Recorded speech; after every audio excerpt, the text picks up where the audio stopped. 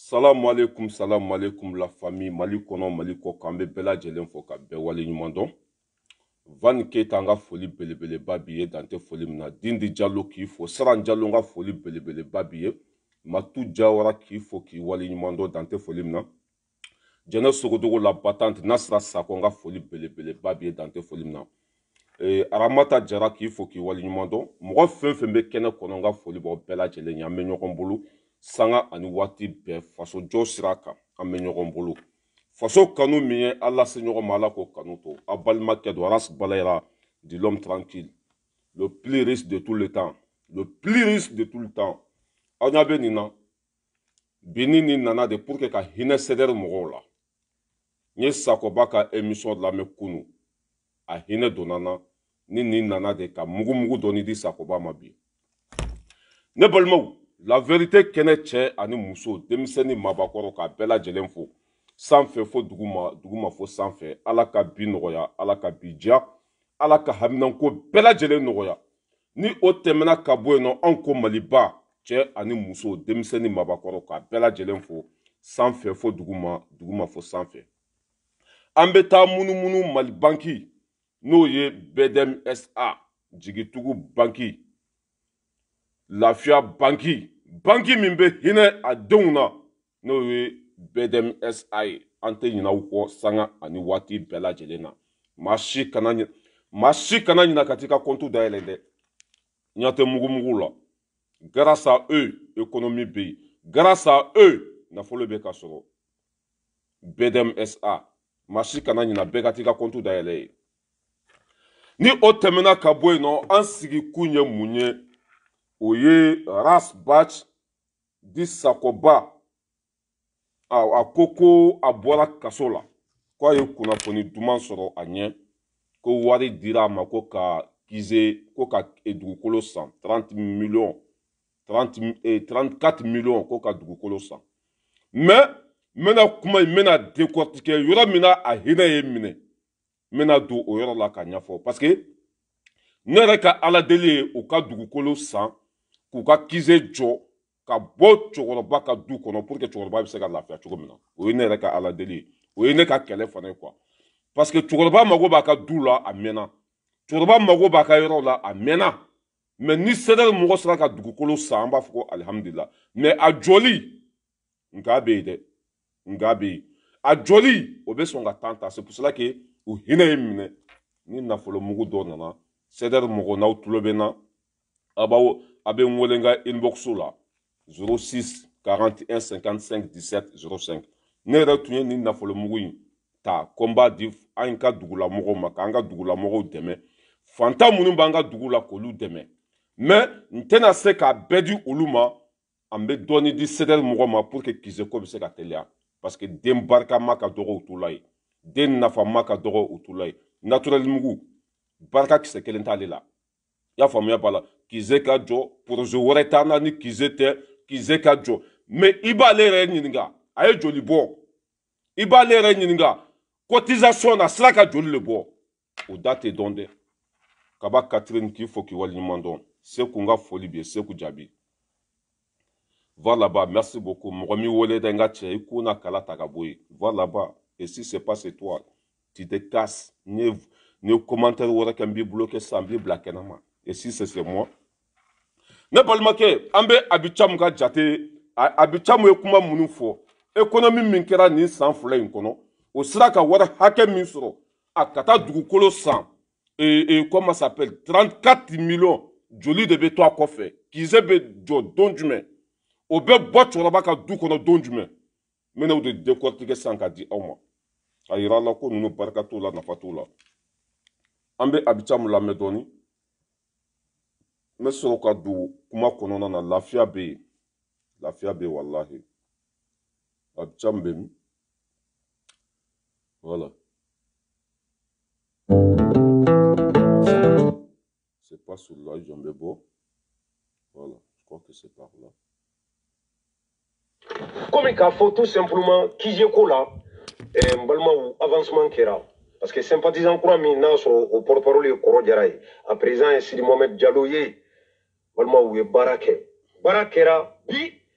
CDR comité dɔw de y'u ka wari bɔ u ka cotisation min fɔr'u ye CDR comité dɔw de y'olu bɔ. Écoutez bien n'an y'a la lajɛ famille. i b'a ye comité 5 bɛ Faransi. Faransi y'a comité 5 1 million o million 5 o bɔra ka ban k'o bila ka taa. Olu y'u ka million 5 u y'o bɔ k'o ban.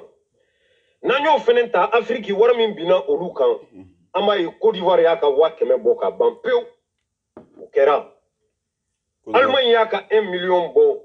Ça fait 4 millions. Espagne, CDR Espagne. Olu fɛnɛ y'u ka 1 million bɔ. Parce que comité fila bɛ yen. Ça fait 5 millions. 5 millions. Olu ka 100 000 bɔ. 5 millions. Donc comité Espagne olu y'u ka million 1 bɔ. Allemagne y'a ka million 1 bɔ. Balimaw o fara c'est-à-dire que million 5 in ka yan sisan. O fara million 10 ça fait 8 millions. Ça fait 8 donc millions. a bɛ se ka jate an nɔfɛ ka taa. Donc comité 5 min bɛ yan n'olu ka 5 millions bɔra Allemagne ka 1 million ani Espagne ka 1 million ani comité de SAGI ka 500 000 Côte d'Ivoire ka 500 000 olu y'o bɔ ka ban. Balimaw on avance. Donc n'o bɔra yen WhatsApp groupe aw yɛrɛ y'a ye Cheikh Oumar Diallo y'a vidéo kɛ k'a bila n'o ye idéologie ani université WhatsApp groupe ye olu fɛnɛ y'u ka 100 000 di ça fait 1 million olu fɛnɛ y'o da balimaw baara bɛ yen dɛ awɔ parce que wari min ŋanamuna n'a dama dɔn ka bɔ o don na ka na bila bi la ninnu sera ka wari minnu fara ɲɔgɔn kan chiffres bɛ nalen balimaw a ka bɔ hakili ma nin ye c'est-à-dire que comité minnu y'u ka cotisation sara fɔlɔ comité 5 kɔni Faransi on n'en parle plus Allemagne kuma tɛ yen Espagne kuma tɛ yen Côte d'Ivoire o kuma tɛ yen balimaw donc olu y'u ta bɔ ka ban ani WhatsApp groupe minnu fɛnɛ bɛ yen n'a sɔrɔla olu y'u ka 100 000 di WhatsApp groupe fila idéologie Rasbach ani bon n b'a jɔ yan fɔlɔ a ka jate la je crois k'a tɛ jate yɛrɛ dɔn kosɛbɛ parce que a bɛ ka paniquer kuma kɔnɔna na a ko comité 5 de bɛ Faransi 1 million ça fait 5 millions et Allemagne ta n'o farala kan ça fait 6 millions et Espagne ta n'o farala kan ça fait 7 millions bon ko bɛɛ bɛ k'ale Côte d'Ivoire 100 000 Mali 100 000 ni o fana farala kan ça fait 8 millions 8 millions sisan an bɛ taa k'a bɛɛ décortiquer wari hakɛ min sɔrɔla ani dugukolo sanni wari hakɛ min cela veut dire que wari hakɛ min bɛnna dugukolo ma ani o bɔra économie na Kize a bɛ jɔ san jumɛn Kize bɛ jɔ waati jumɛn o bɛ bɔ cɛkɔrɔba ka du kɔnɔ waati jumɛn la question est là merci Kaba Catherine o bɛ bɔ cɛkɔrɔba ka du kɔnɔ waati jumɛn o de se t'u ye voilà ne yɛrɛ tun ye nin wari ta ko n b'a bila ka taa di fantanw ma an ka dugu la fantan fɛn fɛn b'an ka dugu la k'a bɛɛ dɛmɛ ka bɛɛ jigi tugu ka dumuni di a bɛɛ ma mais komi hinɛ bɛ deli la ani sakoba jɛra vraiment ne yɛrɛ y'a ka émission lamɛn a hinɛ ye minɛ i y'a faamuya b'a la bon ko wɛrɛ fana bɛ an bɛ ka kuma caman fana mɛn dugu ma ko Bubu Sise de ye dugukolo san ni l'étal mais an t'an da don o la parce que o preuve t'an bolo ne b'a dɔn barika tɛ CDR la ka se o ma économie yɛrɛ a bi caman bɛ ka économie min fɔ a sɔrɔla cogo jumɛn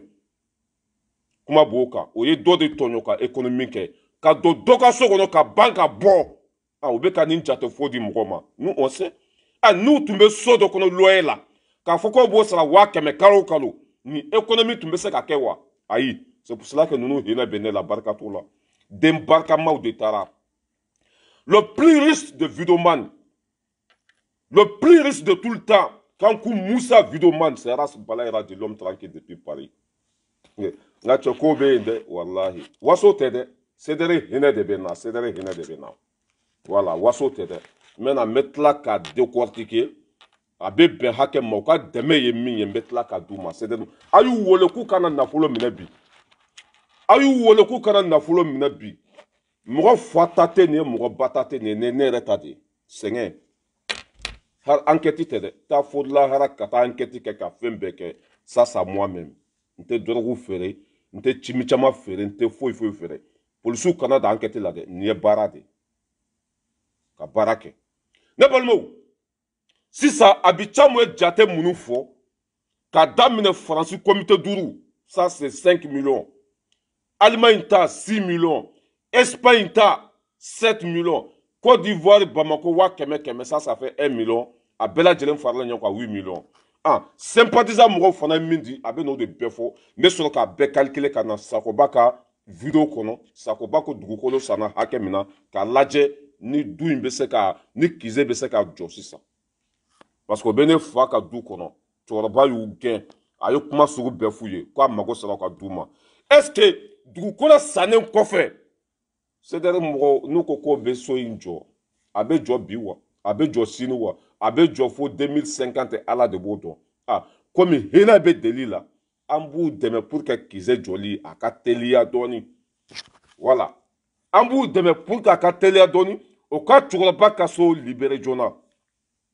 voilà an bɛ continuer ka naturel mugu lamɛn ale tɛ cotiser mais n bɛ arasibaci fɛ ale tɛ dɔrɔmɛ kelen a tɛ don arasibaci kungo la mais n bɛ arasibaci fɛ an ka lamɛn komi k'a fɔ tout simplement kize ko la n balimaw avancement kɛra parce que sympathisant kura min n'a sɔrɔ o porte-parole ye Kɔrɔ Jara ye a président ye Sidi Mohamed Diallo ye balimaw u ye baara kɛ baara kɛra bi CDR comité dɔw de y'u ka wari bɔ u ka cotisation min fɔr'u ye CDR comité dɔw de y'olu bɔ n'an y'a lajɛ i b'a ye comité 5 bɛ Faransi y'a comité 5 1 million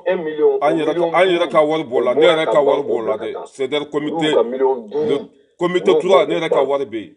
n'an y'o fɛnɛ ta Afrique wari min binna olu kan an b'a ye Côte d'Ivoire y'a ka 100 000 bɔ ka ban pewu o kɛra Allemagne y'a ka 1 million bɔ Espagne CDR Espagne olu fɛnɛ y'u ka 1 million bɔ parce que comité 2 bɛ yen comité de sages fɛnɛ bɛ yen olu ka 100 000 bɔ donc comité Espagne olu y'u ka 1 million bɔ Allemagne y'a ka 1 million bɔ balimaw o fara c'est à dire que 5 millions in ka yan sisan komi aw yɛrɛ bɛ jate dɔn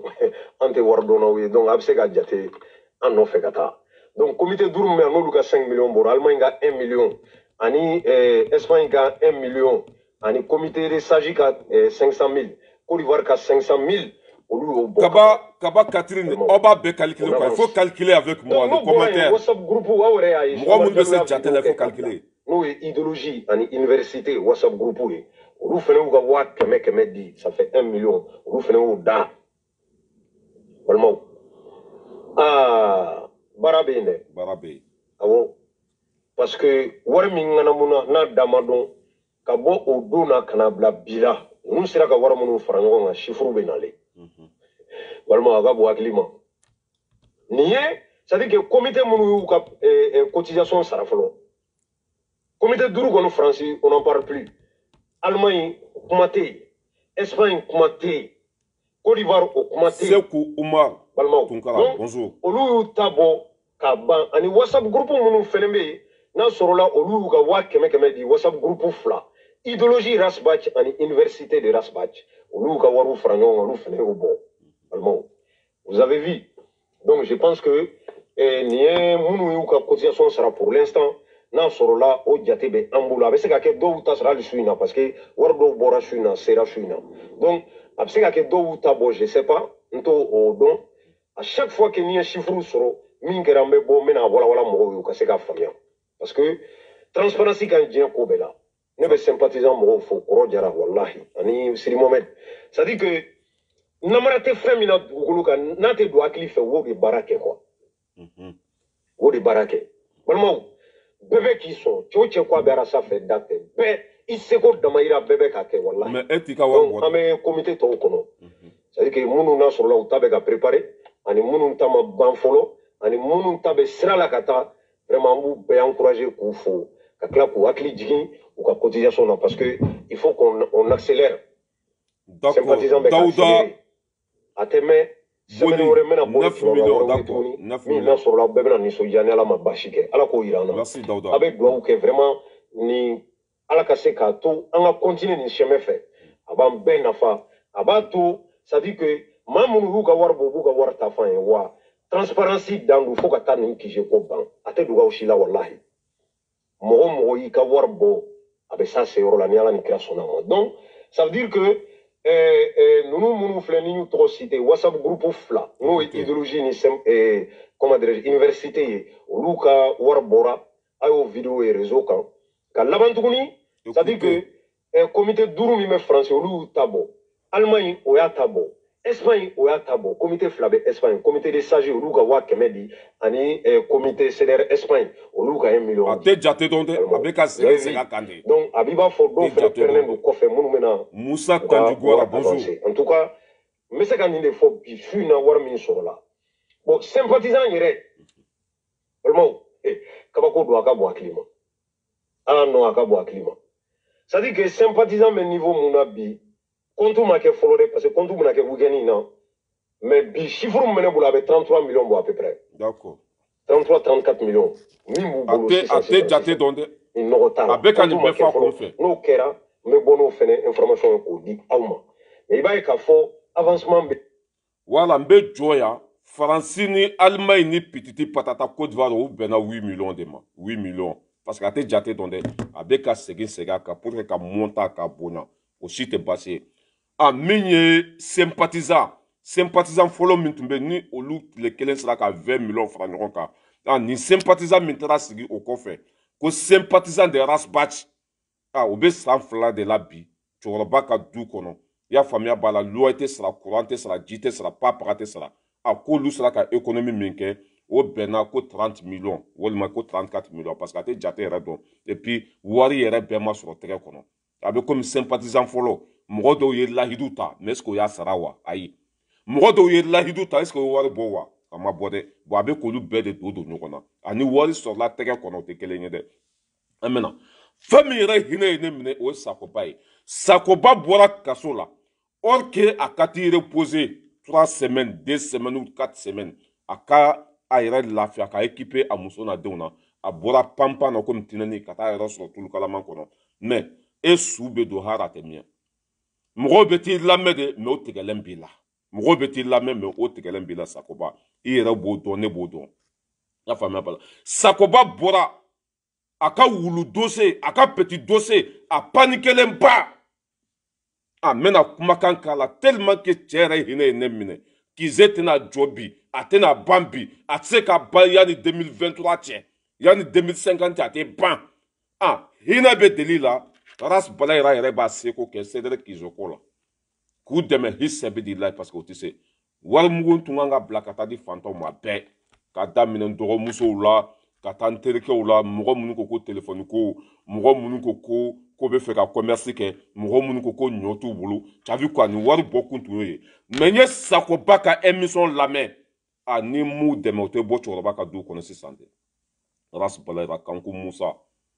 l'homme tranquille depuis Paris non an tɛ ne y'a fɔ e ye yan ko anw lafiyalen don fantanden minnu bɛ nɛni na a ye taa baara kɛ ne y'a fɔ aw ye yan fantanden minnu bɛ nɛni na a ye baara kɛ ne ta tɛ wariko ye dɛ ne ta ye maliko de wari min bɛ ka di an ka ɲɛmɔgɔw ma k'a k'a kɛcogo la ni gidi lankolon min fana nana ka fantanw fara ɲɔgɔn kan ka tila ka taa kɛ wazo de bɔnkɔɲɛ ye a sigira Soumaïla Cissé kan wari bɛ yen c'est bɔnkɔɲɛ Soumaïla Cissé Ala ka hinɛ la parce que Abidjan bɛ ka Arasa yɛrɛ de sɔn fɔ Abidjan Arasa sɔn ye min ye dɛ a bɛ k'o de fɔ mais a tɛ ko kalama fɛn dɔnbali don wazo de bɔnkɔɲɛ c'est Arasa o dalilu ye mun ye Soumaïla Cissé taara wari minɛ Boubou Cissé a ye wari minɛ IBK a ye wari minɛ partout c'est ça qu'on appelle oiseau de bɔnkɔɲɛ mais Abidjan mun t'a kalama ne balimaw an bɛ Arasa lamɛn or ka taa reposer ka équiper a muso n'a denw na k'i miiri kosɛbɛ jamana kɔnɔdenw ka laɲini ye mun ye o bɛ mun de nɔfɛ mun de ka d'u ye mun degun bɛ Mali kan ka sɔrɔ ka n'o kuma fɔ mais arankini de bɛ yen hɛni dɔ b'ale la o hɛni fo ni bɔgɔ donna a tulo kɔnɔ sinon a dimi tɛ ban dɛ fo n'a sara ka kunu sinon a dimi tɛ ban dɛ kelen a ka mɔgɔ bɛɛ dilan kelen barika t'a la kelen a kumakan tɛ minɛ kelen san 7 bɛ kɛlɛ la hali minisiri kelen a ka dabadenya ma se ka mɔgɔ si don kaso la a yɛrɛ b'a dɔn bɛɛ tigɛlen b'a la a b'a dɔn i m'a ye a ye yafa ɲini yan a ye yafa ɲini a donna kaso la ka kasi ka dɛsɛ a tilala ka yafa de ɲini Ala kama Ture yafa ma kira kama ni dɔ fɔ mɔgɔ ma yafa ma a lɛtiri bɔra a yɛrɛ y'a signé i m'a ye a bɔra k'a fɔ wa ko yafa ko ye mɔgɔbaya de non a dɛsɛlen don dɛ ni 2017 tun do a tun tɛ yafa ɲini mɔgɔ si fɛ 2017 ni o tun do a tun tɛ yafa ɲini mɔgɔ si fɛ bilakoro fara 3 Maliens mago bɛ mun na bi bɛn maliyɛnw mago bɛ mun na bi kɛnɛya maliyɛnw mago bɛ mun na bi lakana maliyɛnw mago bɛ mun na bi Assimi Goïta comment ça s'appelle Sogel Maïga k'u dɛmɛ u ka baara bɛ se ka ɲɛ u bolo cogo min na mais o t'ale ka hamina ko ye dɛ ale ta ranking de Bubu Sise ka baara wari min dira ma n'a m'o baara kɛ Faransi ye wari min d'a ma n'a m'o baara kɛ o bɛ bɔ n'a ye o de k'i ka t'i reposer i donna kaso la siɲɛ 2 jamana kɔnɔdenw ka laɲini mun ye mun kɔngɔ b'u la mun gɛlɛya b'u la ko bɛɛ wele a ye yafa ma ala kama i ye yafa ɲini Kasonkɛ fɛ ka yafa ɲini Ture fɛ ka yafa ɲini i ye mɔgɔ minnu neni mais pourquoi i tun tɛ yafa ɲini maliyɛn den bɛɛ fɛ an ka sigi ka kuma mun degun de bɛ mun tɔɔrɔ de bɛ k'i reposer kosɛbɛ mais ala ka hinɛ la dangaden bɛ tan de a tɛ lafiya an bɛna Sakoba ka video yɛrɛ la a dɛmɛkun yɛrɛ ye min ye min y'a to a hinɛ ye minɛ n bɛna ye voilà a y'a lamɛn dɛ. Notarial Job dara ka signé bi CDR mɔgɔw surtout sympathisants écoutez bi n bɔra u ye n wele ka kibaruya duman min fɔ n ye bi k'u bɛ ka n makɔnɔ notaire bara n ko mun bɛ yen a ko n ka na ko c'est urgent n sera yen k'u ye dugukolo san ACI la ka kɛ CG ka di CDR ma 30 millions. Écoutez. 34 millions frais de transfert. N'ou ka toko ke nga toko ko na kunye munye kuno avec qui toko la. Au CDR sympa. Déjà Philippe association do rasbati tata de djekuludo. C'est pour cela que Nankou Mako Sara association baraté. Tu as vu quoi? Moi était même se ka blasera quoi. Ça c'est grave. Association cela veut dire que association kisé ko kerasbati tola en cas nerasbati te na den ko mogote do kisé nkono drabo bolo de aye miri le mouton mo nyina moko haketo de nko rokebe ali sako depuis anjera ni bonya taka ko foi masema ntelke be biagi sako depuis anjera ni bonya te aka doya mama sema hata madeni mo yi bonya fana kanga bonya Mse Keita na ye ɲɔgɔn sɔrɔ dibi sogo ɲimi yɔrɔ la 20 euros minɛ ni minɛ sogo ɲimi Mse Keita taximan Keita ni bonya ta ka commencer ma mɔgɔ ɲɛnamaw bɛ yen mais a dɔw b'a kɔnɔ ten pour que tu as vu quoi u kana bɔ dɔw bɛ yen tu as vu quoi pour que u bɛ se k'a layɛlɛ cogo min na quoi mais a tɛ yɛlɛ dɛ tori don n'i y'a ta ka bila sanfɛ a bɛ bin an k'a lamɛn ko sympathisant mɔgɔw y'ale wele k'a ka taa notaire ka yɔrɔ la k'ale ko mun bɛ yen ko o ko k'o bɛ fɛ ka dugukolo yɛlɛma n'a ye nin kɛ fili bɛ baara la dɛ aw kana sɔn ka nin kɛ dɛ sinon fili belebeleba de b'aw ka baara la en cas n'a tɛ don min na o ye jɛkulu bannen ye wa narasa tɛ don min na o tuma CDR mɔgɔ bɛɛ sara wa la question est là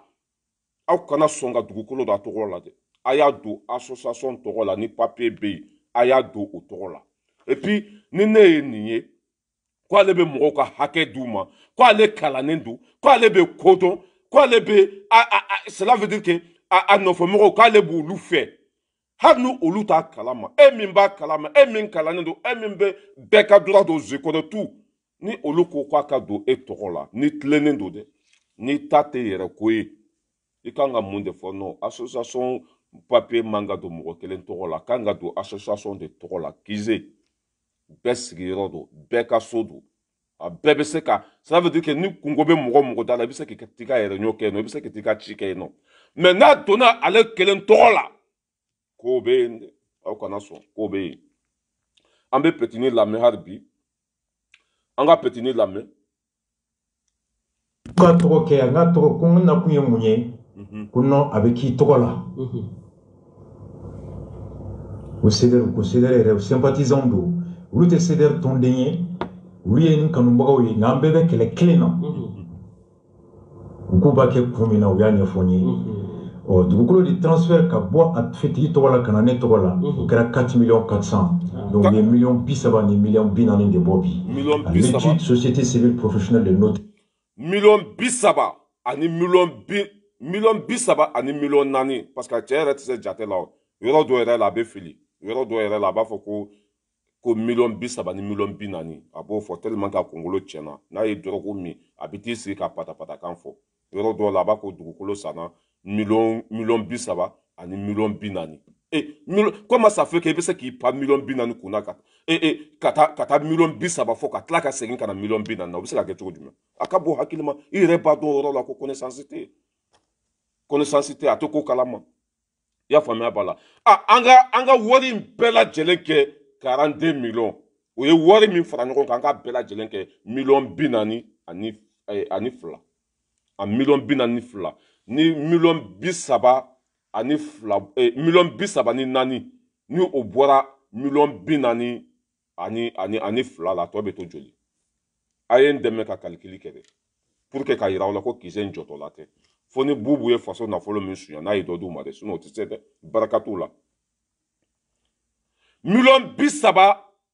million binani ani fila n'i ye million bisaba ni nani bɔ a la tɔ bɛ to joli la question est là a bɛ n dɛmɛ jate la vite fait parce que kunkolo kelen don tɛ se k'a bɛɛ ta mɔgɔ minnu bɛ kɛnɛ kɔnɔ kaba katiri million binani fila n'i ye million binani million bisaba ni nani bɔ a la a tɔ bɛ to joli n'i y'o bɔ a la million binani ni fila n'i ye bisaba ni fila bɔ a la a tɔ bɛ to i y'a faamuya b'a la a tɔ bɛ to 8 millions ni ma fili dɛ a tɔ bɛ to 8 millions voilà a tɔ bɛ to 8 millions d'accord merci 8 millions voilà 8 millions ni ko k'i bɛ kisɛ jɔ sipasema yɛrɛ o yɛrɛ bɛ taa sipasema la o yɛrɛ bɛ taa sipasema la a bɛ jɔ san jumɛn la question est là mɔgɔ minnu ye wari bɔ 1 million bɔ olu bɛ se ka 1 million bɔ yanni 2023 cɛ tuguni wa a ma nɔgɔn dɛ c'est pour cela que hinɛ ye minɛ hinɛ bɛ deli la en tant que le plus riche des vidéomans a tɛ mɔgɔ wele wariko la a ka sira tɛ mɔgɔ la ne y'a fɔ ne bɛ baara saba de la faransi yan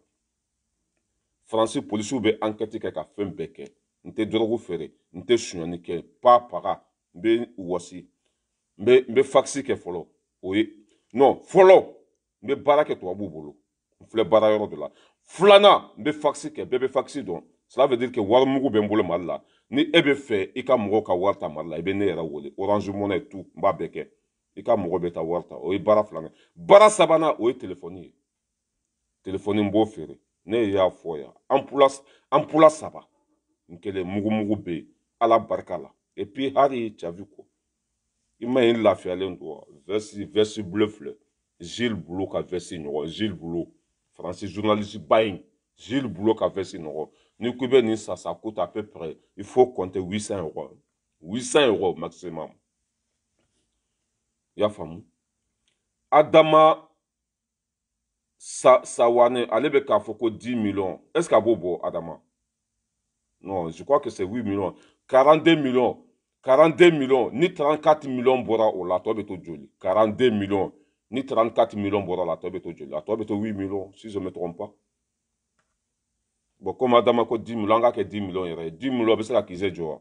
10 millions n'i ye sumun san ka cɛncɛn san ka baarakɛlaw sara ka taa k'i bɛ biriki blindé dilan ka dingɛ sen o tuma na kisɛ in bɛ jɔ san jumɛn a tɛ jɔ sisan dɛ voilà an bɛ Rasbach lamɛn n bɛ sɔrɔ ka na dɛmɛ ye min ye ka k'u ye n'u ka mɔgɔw tulo bɛ n na ko dɛmɛ bɛ n bolo k'a ɲɛsin u ma pour que u bɛ se ka kisɛ jɔ. a fitigi tɔgɔ la ka na ne tɔgɔ la o kɛra 4 millions 400 donc u ye million 30 ni million 40 de bɔ bi à l'étude société civile professionnelle de notaire office notarial job dara ka signé bi a bɛ Amdalayi ACI la et zone voilà Amdalayi ACI kɔnɔna la et chose ACI beaucoup c'est-à-dire mɔgɔw y'o de san bi ka kɛ siège ye k'u b'a jɔ donc vraiment ka an bɛɛ to ɲɔgɔn ye an fa fɛn fɛn bɛ yen an ka musokɔrɔbaw cɛkɔrɔbaw Mali kɔnɔ Mali kɔ kan CDR cɛ a n'a muso à travers leur président Baba vice-président ka se Bamakɔ kɔnɔ sympathisant a lamɛn a yɛrɛ yɛrɛ bɛ min voilà a ye lamɛn tranquillement CDR mɔgɔw surtout sympathisant bi n bɔra u ye n wele ka kibaruya duman min fɔ n ye bi k'u bɛ ka n makɔnɔ notaire bara n ko mun bɛ yen a ko n ka na ko c'est urgent n sera yen a k'u ye dugukolo san ACI la k'a siégé qu'a dit CDR 30 millions 34 millions frais de transfert ngu ka togo ke nga togo ko na kunye munye kuno avec qui togo la au CDR sympathisant do ulu te CDR ton denye ulu ye kanu bagaw yi na mbebe kele klena ngu ba ke kumina u ya nyefonye o dugukolo de transfert ka bo at feti togo la kana ne togo la o kera 4 millions 400 donc les millions bisaba ni millions binani de bobi l'étude société civile professionnelle million bisaba ani million binani de bobi. Mais le mec, il est devenu cinglé. Le mec, il est devenu fou. Aya yoro la mede. Million bisaba ani million binani au de la bo. Mais tu hakili sigi. Ite kaso la de. Ibe ere niveau de sang fait hakili sigi. Ite kaso la de. Ta doni petit. Ne ya fo i bole kaso la itungangi reposer de. Mais conseil te mugote mimba blasra. A bela jelembe sira anye. Uka alado, le mouton la uka alado. Sinon, ni bole kasola, a tunganga ta ki lafia folo. Ka ransei mata, asimu nale, sogel nale, jamana konodon beka munde fo. Francis Tagali, jamana konodon ka la nyini ye mounye. Ki soro ka bo, tranquillement, 2 semaines, na y reposer ou 3 semaines, ka soro ka bo. Ka nyini bela jelen fe beka ya fama. Mali be jotande ni Francis Tara, Mali be jotande, Asim ni Sogel ou be demetande. Mais a fleur ne hara ma reposer kaso bi non fait, Garanga bika kulusi la, Soso bi bolo bekin, Dabi bika kulusi la, il sengene ba. Haranga ke il sengene re, mais ta faso jokuma fo. Milari munu suyana, olu be soro chuko jume. Muga ni nani min sara duko ka misiri dala, olu ka hake be nyini chuko jume. Kuma nunu kansa mogo be ki fait le petit arankini dabla itise mogo lao hana saraka kune baraka banendu hana saraka kunu itise mogo la tuni kuma faso ko kan femi be jamana kuno do ninka u deme ola e sanjuli ke burujali la foi e sanjuli ke kuma bala hali zonkele ka kuma maseka tono utara kasola million bisaba million binan tellement ka kongolo tiena écoutez le mec là be sega yoronika a feti togo la kana ne togo la o kera 4 millions 400 donc les millions bisaba ni millions binani de bobi l'étude société million bisaba ani million binani ko de borabi auzubillahi minash shaitani rajim comme aka sambe folie de la ko bi septembre kalo le bisaba ani nani tuma dola tellement ka be sira bo abero mina sa paniquer ndo ale bolo ko abena segen kata kasola wolma be kasola mon petit il faut aller molo ne be min fuye segi kofe fantan ko akeleke ne be min fuye hakili soro bo ika tinya fo jamana kono dewnye bobu sise wari de anya minenya dum pinya mente fantan labla mbe segi kana ni fantan ko jamana jonyo fo bi arranger ni bora ko fo dongodo bubu sise wari de anya dum pinya mente fantan labla mena mbe segi kana fantan ko kelela wallahi be yela doni mais en tant que olube ki digi wola olube ki pousser kana son ani bla bara mina oke nga cheka lebu bata fede surtout damara yoro dola ima yi deme bago bora taxi mani fato segu tunkara rasa donné kasola ay rasa bla ne ya fo aw yanko nite hine mogo do yere be ne wole ras bati be kasola aw kana kuma kan tuguni ras bati minena ya to ne ya fo aw yanko hine mogote ninkanga to kasola bada pour que jamana inka bonogola parce que dain ka buturu a dain ka bu e wa dain de ba se asadinge dala bilay dain de ba fara se wutungara tumbe pampa na comme tinani ras bati ka bla bio de bolenteni ras faye manipulateur Francisco Kele a donata borata orke e ko mo mi yi janfa sinye joli ne dabale bana malien do na de Segu tunkura ne rasa jera sinye joli. Plus de 9 fois, abe sinye kononto bo, rasa mayi, abe tla kata yafa nina rasa fe, rasa kayi, abe tla ko kele tuguni. Sinye joli 9 fois. Mais rasa donné kasola be alaka tellement que malien, okwa haketo de ni nafigi den, ni sijugu munumbe antula ni nunu mabo antula bilay, malite hera soro. Rasa bora tle kelende, ayaka hakinata fo Francisco la segu tungara bora. or k'ale tun bɛ kɛlɛ sugu bɛɛ la k'a ka bɔ e bɛ mɔgɔ min dɔn déjà e delila ka ne ye ko ka Arasa ka bɔ wa ne ye Arasa bila e delila ka ne ka hinɛ la ni bi yɛrɛ tɛ komi o bɛ n fa ka du kɔnɔ dara min ka du kɔnɔ hinɛ ye minɛ a n ye nafolo mugu ta ko minnu dɛmɛ a banna o ka bɔ cogo parce que o tɛ se k'a jɔ quoi ni anw tɛ o dɔrɔn de y'a to bi n b'u dɛmɛ sinon o tɛ se i y'a faamu e segu tun kɛra bɛ Arasa dɔn e bolo ko ni Arasa bɔra k'a bɛna fara e kan Arasa tɛ fara e kan Arasa sanna mɛnna visite privée saba ne y'a fɔ bɛɛ ye yan moi j'étais le président du CDR comité 3 Arasa nana visite privée saba de la France yan ani CDR mɔgɔ si ma sigi a bɛna dɔrɔn ani tubabuw bɛ ɲɔgɔn ye visite privée saba a bɛna dɔrɔn n'u bɛ ɲɔgɔn ye u b'a bila a ka baara la fo ka diɲɛ wuli a tɛ se ka Faransi tɔgɔ jugu fɔ fo ka diɲɛ wuli fo ka diɲɛ wuli Bubu Sise ninnu ka baara a b'a kɛ de l'État ninnu ye wari min d'a ma a b'o baara kɛ e segu tun kɛra b'o tɔ i bɔra i ni da nɔgɔlen Arasa ka bila o bin n'a ka nin den sugu ka ɲi kaso de la nin den sugu kan ka to kaso de la ka bɔ mɔgɔw senkɔrɔ bi bɔra tuguni Arasa nana yan'a ka taa a m'a fɔ ko Salifu Keyita tun man ka dɔ fɔ Faransi ma wa e segu tun kɛra o y'o kɛlɛ kɛ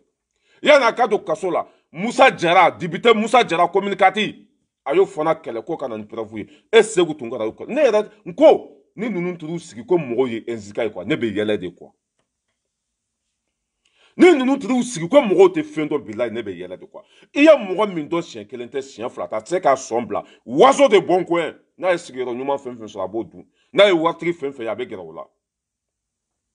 e bɛ tila tuguni Arasa k'a bila ne b'u lajɛ de quoi or que tu as vu quoi wulu cɛkɔrɔ a t'a sɔnsɔrɔ cogo bila hara buranna la a t'a sɔnsɔrɔ cogo bila mais ni ne ye nin den lagalagatɔ ninnu ye ko ninnu de ye Mali jeunesse ye o t'u tafan dɔn o t'u nafan dɔn o t'u ka kokɛta dɔn a segu tun kɛra bɔra nin hɔrɔnya kɛnɛ kan musow tulo b'a la den tulo b'a la ba tulo b'a la a ka kabila tulo b'a la ale de tun bɛ kule la don o don Raspaci ka bila faso jɔla don mɔgɔba don or que anw minnu tun b'a kɔ n'an ye miliyɔn d'a ma anw ko mɔgɔ ɲɛnama tɛ e segu tun kɛra a y'a kɛlɛ siɲɛ joli ka tila ka taa yafa ɲini a fɛ e masa o de bɛ ne dabaliya ban kɔ ne balimaw Arasa ko ko dugukolo sanna 34 millions n'i y'o bɔ 42 millions la ça reste 8 millions ni ma fili dɛ non ça reste 10 millions voilà an ka kɛ 10 millions yɛrɛ ye quoi ça reste 10 millions e ka taa cɛncɛn san ka sumo san ka taa bɛlɛ san ka baarakɛlaw ta n ka cɛ kisɛ in bɛ jɔ san jumɛn mɔgɔ minnu fana san joli pour que u ka nin wari fara ɲɔgɔn kan a kɛra baara de ye san joli o bɛ cɛkɔrɔba ka du kɔnɔ pour que u ka se ka nin wari fara ɲɔgɔn kan o kɛra baara y'an bɛɛ ɲɛna yan n'a fɔra k'olu ka segin ka wari wɛrɛ bɔ fantanw fana don se t'u ye kisɛ in bɛ jɔ san jumɛn a tɛ jɔ sisan dɛ kisɛ in tɛ jɔ sisan bɔn ne fa Dramɛ mago b'a ka du la a faut que ne fana ka kudimɛ de d'u ma ka kudimɛ d'u ma a bɛ nin video in kolonkolon CDR mɔgɔ déjà yɛrɛ u tulo bɛ n na a bɛ n ka video bɛɛ suit parce que u ka groupe kɔnɔ mɔgɔ min b'u nin kan Ras Balayira Dani u ka groupe fɛn fɛn sigilen bɛ Balayira n'an y'a sɔrɔ an b'a ɲimi Dani n'an y'a sɔrɔ an b'a ɲimi nin de b'u ka groupe kɔnɔ a bɛ pour que a ko ka teliya a y'a f'u ye d'accord Modibo Sidibe ale ko 8 millions d'accord an ka kɛ 8 millions ye d'accord voilà 8 millions kɔnɔ tɛ se ka foyi kɛ ne sigilen filɛ 4 millions de filɛ ne bolo 4 millions ne tun bɛna nin bɛɛ di fantanw ma 4 millions ne y'a fɔ yan ko ne tɛ fantan ye dɛ mɔgɔ min bɛ 4 millions ta k'a di fantanw ma mɔgɔ minnu bɛ fɛ ka jago kɛ par exemple ça olu ka dɔnni di olu ma olu bɛ jago kɛ mɔgɔ minnu bɛ fɛ ka comment ça s'appelle mɔgɔ minnu fana ko téléphone de ka di ka wari jɔn di olu ma olu ka téléphone san i y'a faamuya b'a la mɔgɔ minnu bɛ fɛ ka commerce kɛ mɔgɔ minnu yɛrɛ ko ɲɔ tɛ yen ne tun bɛna nin wari in bɛɛ cɛ ma komi kɔrɔkɛ bɔra 42 millions ni 34 millions bɔra o la i y'a faamuya b'a la kisɛ tɛ jɔ sisan ne fana seko ye min ye Usumani ne fana seko ye min ye n nana ni o dɛmɛ de ye ni CDR mɔgɔw n'aw ka surun nin saki dɔrɔn nin bɛɛ bɛ nin saki dɔn nin sakini nin wari ka ca dɛ nin déjà yɛrɛ nin bɛ caman bɔ a ka kisɛ wari la le plus riche de tout le temps Kanku Musa Videoman a y'u wele ka na ko nafolo mugu bɛ yan mɔgɔ fata tɛ mɔgɔ bata tɛ a ma suɲɛ wari nanbaralen tɛ pa paga ko mugu bɛ ne kun 4 millions de bɛ yan n bɛ 2 millions di olu ma 2 millions tɔ in b'o di fantanw ma a bɛ nin video kolonkolon n'u tulo bɛ n na ko kɔni ka wari ta o ne yɛrɛ ka dɛmɛ ye foutaise tɛ dɛ u ka dɛmɛ race bala ira du l'homme tranquille nin ye 4 millions de wari in ka ca kosɛbɛ wala ni y'u ka dɛmɛ ye i ɲɛ b'a la ni y'u ka dɛmɛ ye n bɛ tila ka compter sisan 4 millions don i y'a faamuya b'a la a filɛ mugu ne y'a fɔ aw ye a fantandenw k'aw ka baara kɛ baara de bɛ mɔgɔ sɔn n'i ma baara kɛ i bɛ kɛ nami ye n'i ma baara kɛ i bɛ kɛ faden sago ye n'i ma baara kɛ i bɛ kɛ jugu sago ye nin ye mugu de i ɲɛ b'a la ça c'est de mugu de race bala ira mɔgɔ si ta tɛ n'a ka di n ye n bɛ tasuma k'a la n'a ka di n b'a bila poubelle kɔnɔ n'a ka di n b'a di mɔgɔw ma mɔgɔ si ta tɛ wa nin ye kalo kelen de baara ye dɛ ne y'a fɔ baara 3 de bɛ ne bolo kalo kelen nin ye kalo kelen de baara ye nin tɛ foyi tiɲɛ i y'a faamuya b'a la nin bɛ taa di fantanw de ma mais komi n kɔrɔkɛ bureau t'a bolo kize t'a bolo an kɔrɔkɛ bɛ dɛmɛ ne na et puis voilà yanni n ka taa fɔlɔ n bɛ nin fɔ mɔgɔw ye parce que mɔgɔ dɔw bɛ yen nɔ n'i ye nin nafolo mugu yira sisan a dɔw b'i wele cɛ i tɛ n sɔn sɛgɛn bɛ n na n sira kɔngɔ la ne y'a fɔ yan ne par exemple sisan n'i ye ne wele ka ne yɛrɛ deli dɔrɔn a bɛ ne tɔ découragé quoi i bɛ ne to yen de n'i y'i ye cogo jugu la n'i y'a dɔn k'a fɔ moyen t'i ye ne yɛrɛ bɛ se k'a bɔ n yɛrɛ la k'i sɔn mais ka wari mugu ye n bolo k'i bɛ n wele n ka privé la n sɔn cɛ o ye k'i yɛrɛ kungo gɛlɛya hadamaden bɛɛ n'i sɔn don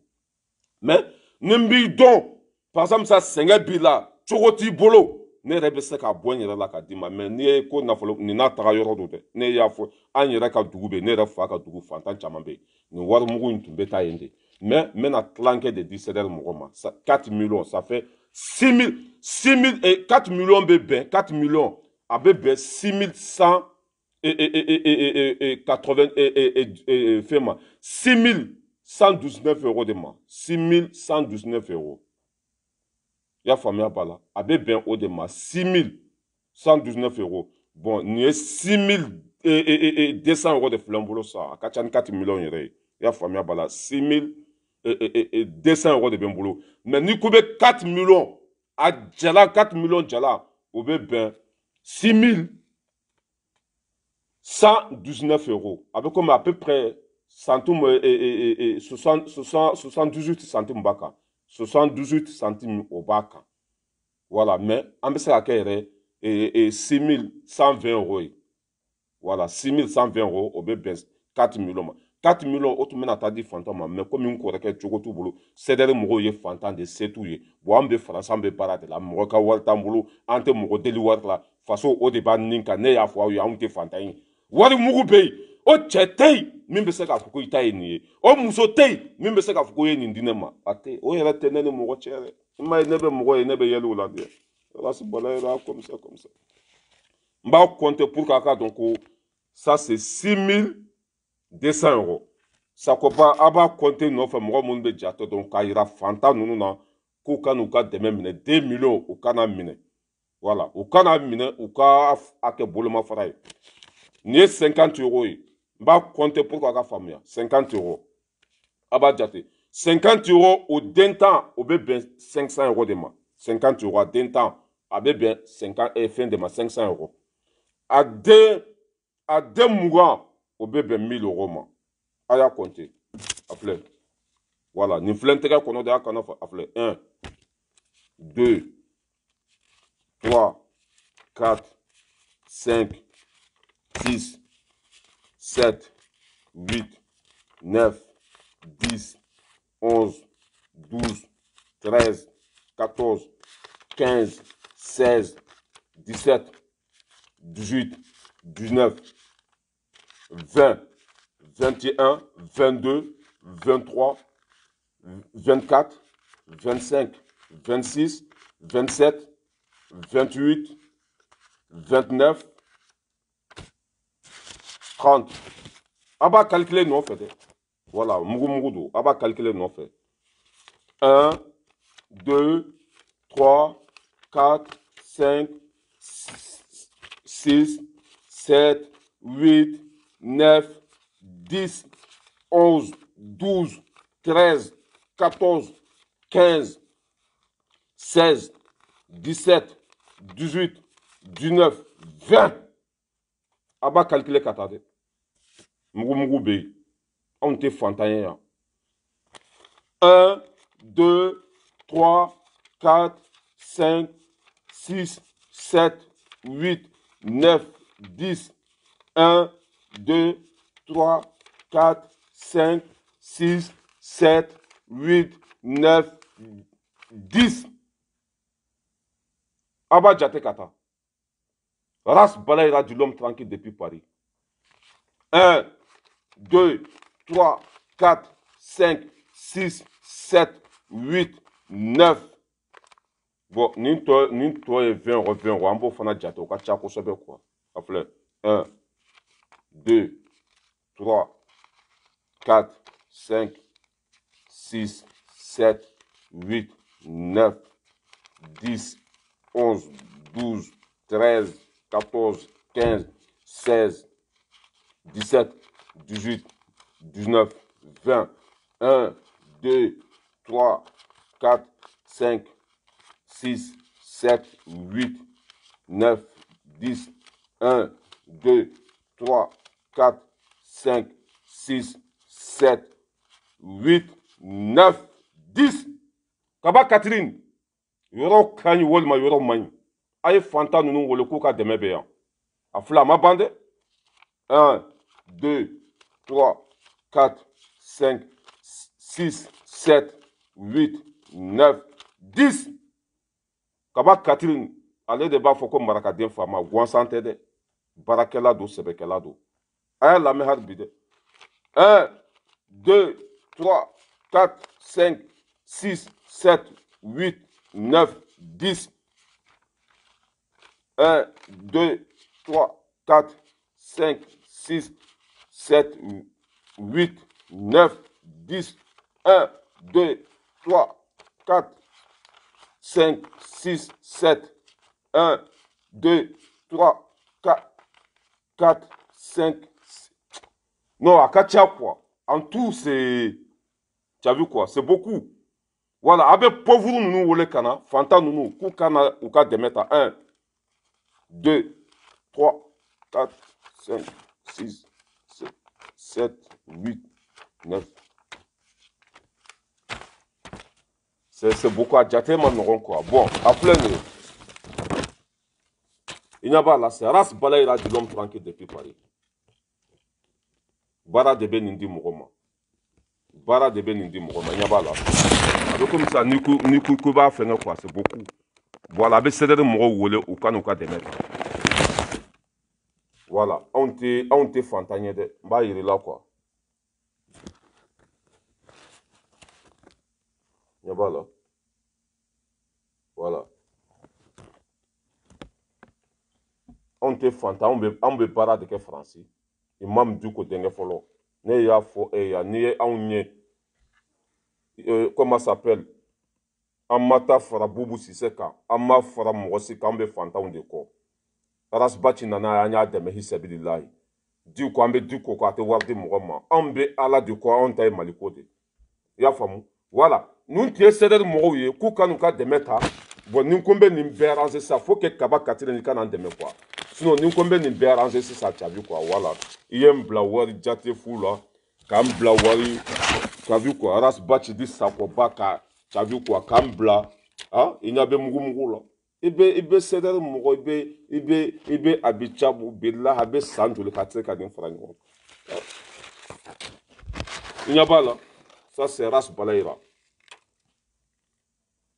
Le plus riche de tout le temps. Voilà. Ni boira là, nte war mugo ira mugo là. Ni boira là. On clara harbi ni ne français papier douma ne be balo no de fois oui. Harbi ni français papier douma ne be balo. Il n'y a pas là. Tu vois? Il n'y a pas là. Voilà. Ambe temeni vidéo toye. Ambe temeni vidéo toye. Ne balmaou. Fanga mimbe sena sisan. Fanga mimbe sena anga fara ɲɔgɔn kan. Sogɛli mɔgɔ ɲɛnama do hɔrɔn do danbetigi do tiɲɛtigi do. Mais ɲa bɛ dɔw la olu yɛrɛ tun bɛ M5 kɔnɔ o bɛ ka Sogɛl buruja ɲa bɛ dɔw la olu yɛrɛ tun bɛ M5 kɔnɔ mais o b'a la de Sogɛl tun man ka k'a ye dɛ politicien da donna ta bɔra ta ne yɛrɛ t'a dɔn malidenw bɛ taa yɔrɔ min na quoi Kasum Kilodu fana sigilen bɛ n'a kunkolo belebeleba in ko biriki gonjigiba a sigilen b'a ka arajonin na ye ko n'u ma baara kɛ k'olu bɛ bɔ ka kuma i bɛ kuma i bɛ taa min Bubu Sise kalo joli kɛ sera ka kuma i ka cɛ min i bɛ cɛ min ka arajoso la n'o ye a tɔgɔ ko Mamadu Sɛnsɛn Kulubali ko zon ka document bɛɛ b'a bolo Mamadu Sɛnsɛn tɛ ka kuma i tɛ taa o dossier ninnu minɛ i ka kuma o kan Kasum Tarawele de Kiledu Mali ko de tɛ yen mɔgɔ ko de bɛ yen Mali ko tɛ yen dɛ mɔgɔ ko de bɛ yen an bɛ Petini lamɛn ale yɛrɛ tun bɛ M5 kɔnɔ mais bi n t'a dɔn mun arikini ala ninnu si tɛ kɛlɛ kɛ ninnu si tɛ marché k'a fɔ ko ji tɛ yen ko courant bɛ ka tigɛ ko dɔ farala malo sɔngɔ kan dɔ farala tulu sɔngɔ kan dɔ farala jaba sɔngɔ kan i tɛ anw ka ɲɛmɔgɔ si ye ka kuma o kan nin tun man ka bila nin jɔyɔrɔ la nin tun man ka nin ta nin tun man ka kɛ tan place ɲini dɔrɔn de bɛ sen na or que u kan ka kuma fantanw ka kɔngɔ kan u kan ka kuma kurantigɛ kan u kan ka kuma dɔ farala buru sɔngɔ kan u kan ka kuma Kasim Tarawele bɛ arajoso min na a bɛ pɔ min tigɛ ka taa kuma arajoso la a bɛ falen don ɲama-ɲama la hali k'a filmer dɔrɔn k'a bila ka page sanfɛ a t'a kɛ Mali ko tɛ yen Kasum Tarawele Kiledu kunkoloba in cɛjuguba in a bɛ kuma arajoso min na dɛ i y'a faamuya b'a la fɛn tɔgɔ sans fil la a bɛ pɔ min yɛrɛ tigɛ o pɔ falen don fo sanfɛ ɲama hali k'a filmer dɔrɔn hali k'a filmer Mali ko de tɛ yen mɔgɔ ko de bɛ yen arankini de bɛ yen Bubu Sise de tun bɛ ninnu bɛɛ balo olu tagalen u bɛ ɲuman fɔ ninnu Rasbachi Kasum Tarawele ninnu bɛɛ opposants de ye ninnu bɛɛ kɛra opposants de ye o tun bɛ majorité kɔnɔ majorité binna or k'an ka fara ɲɔgɔn kan Mali bɛ cogo min na k'a dilan Faransi kana taa de Faransi ka to yen mun barika bɛ yɛrɛ la cɛkɔrɔba Diko ye nin de fɔ Faransi ka taa Faransi kana taa mun barika bɛ anw yɛrɛ la foyi an bɛ Petini lamɛn an bɛ Petini lamɛn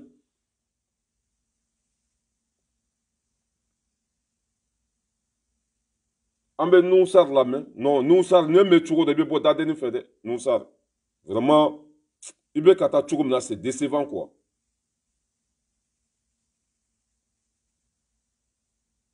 i bɛ ka ko in ta cogo min na o ko tɛ sa ayi a bɛ yɛlɛ kan s'il te plaît Diema n'i ye jamana ta n'i ye jama ta wajibi don dɔ de bɛ bila ɲɛma o kɔrɔ tɛ k'a bɛ se ko la ka tɛmɛ bɛɛ kan sa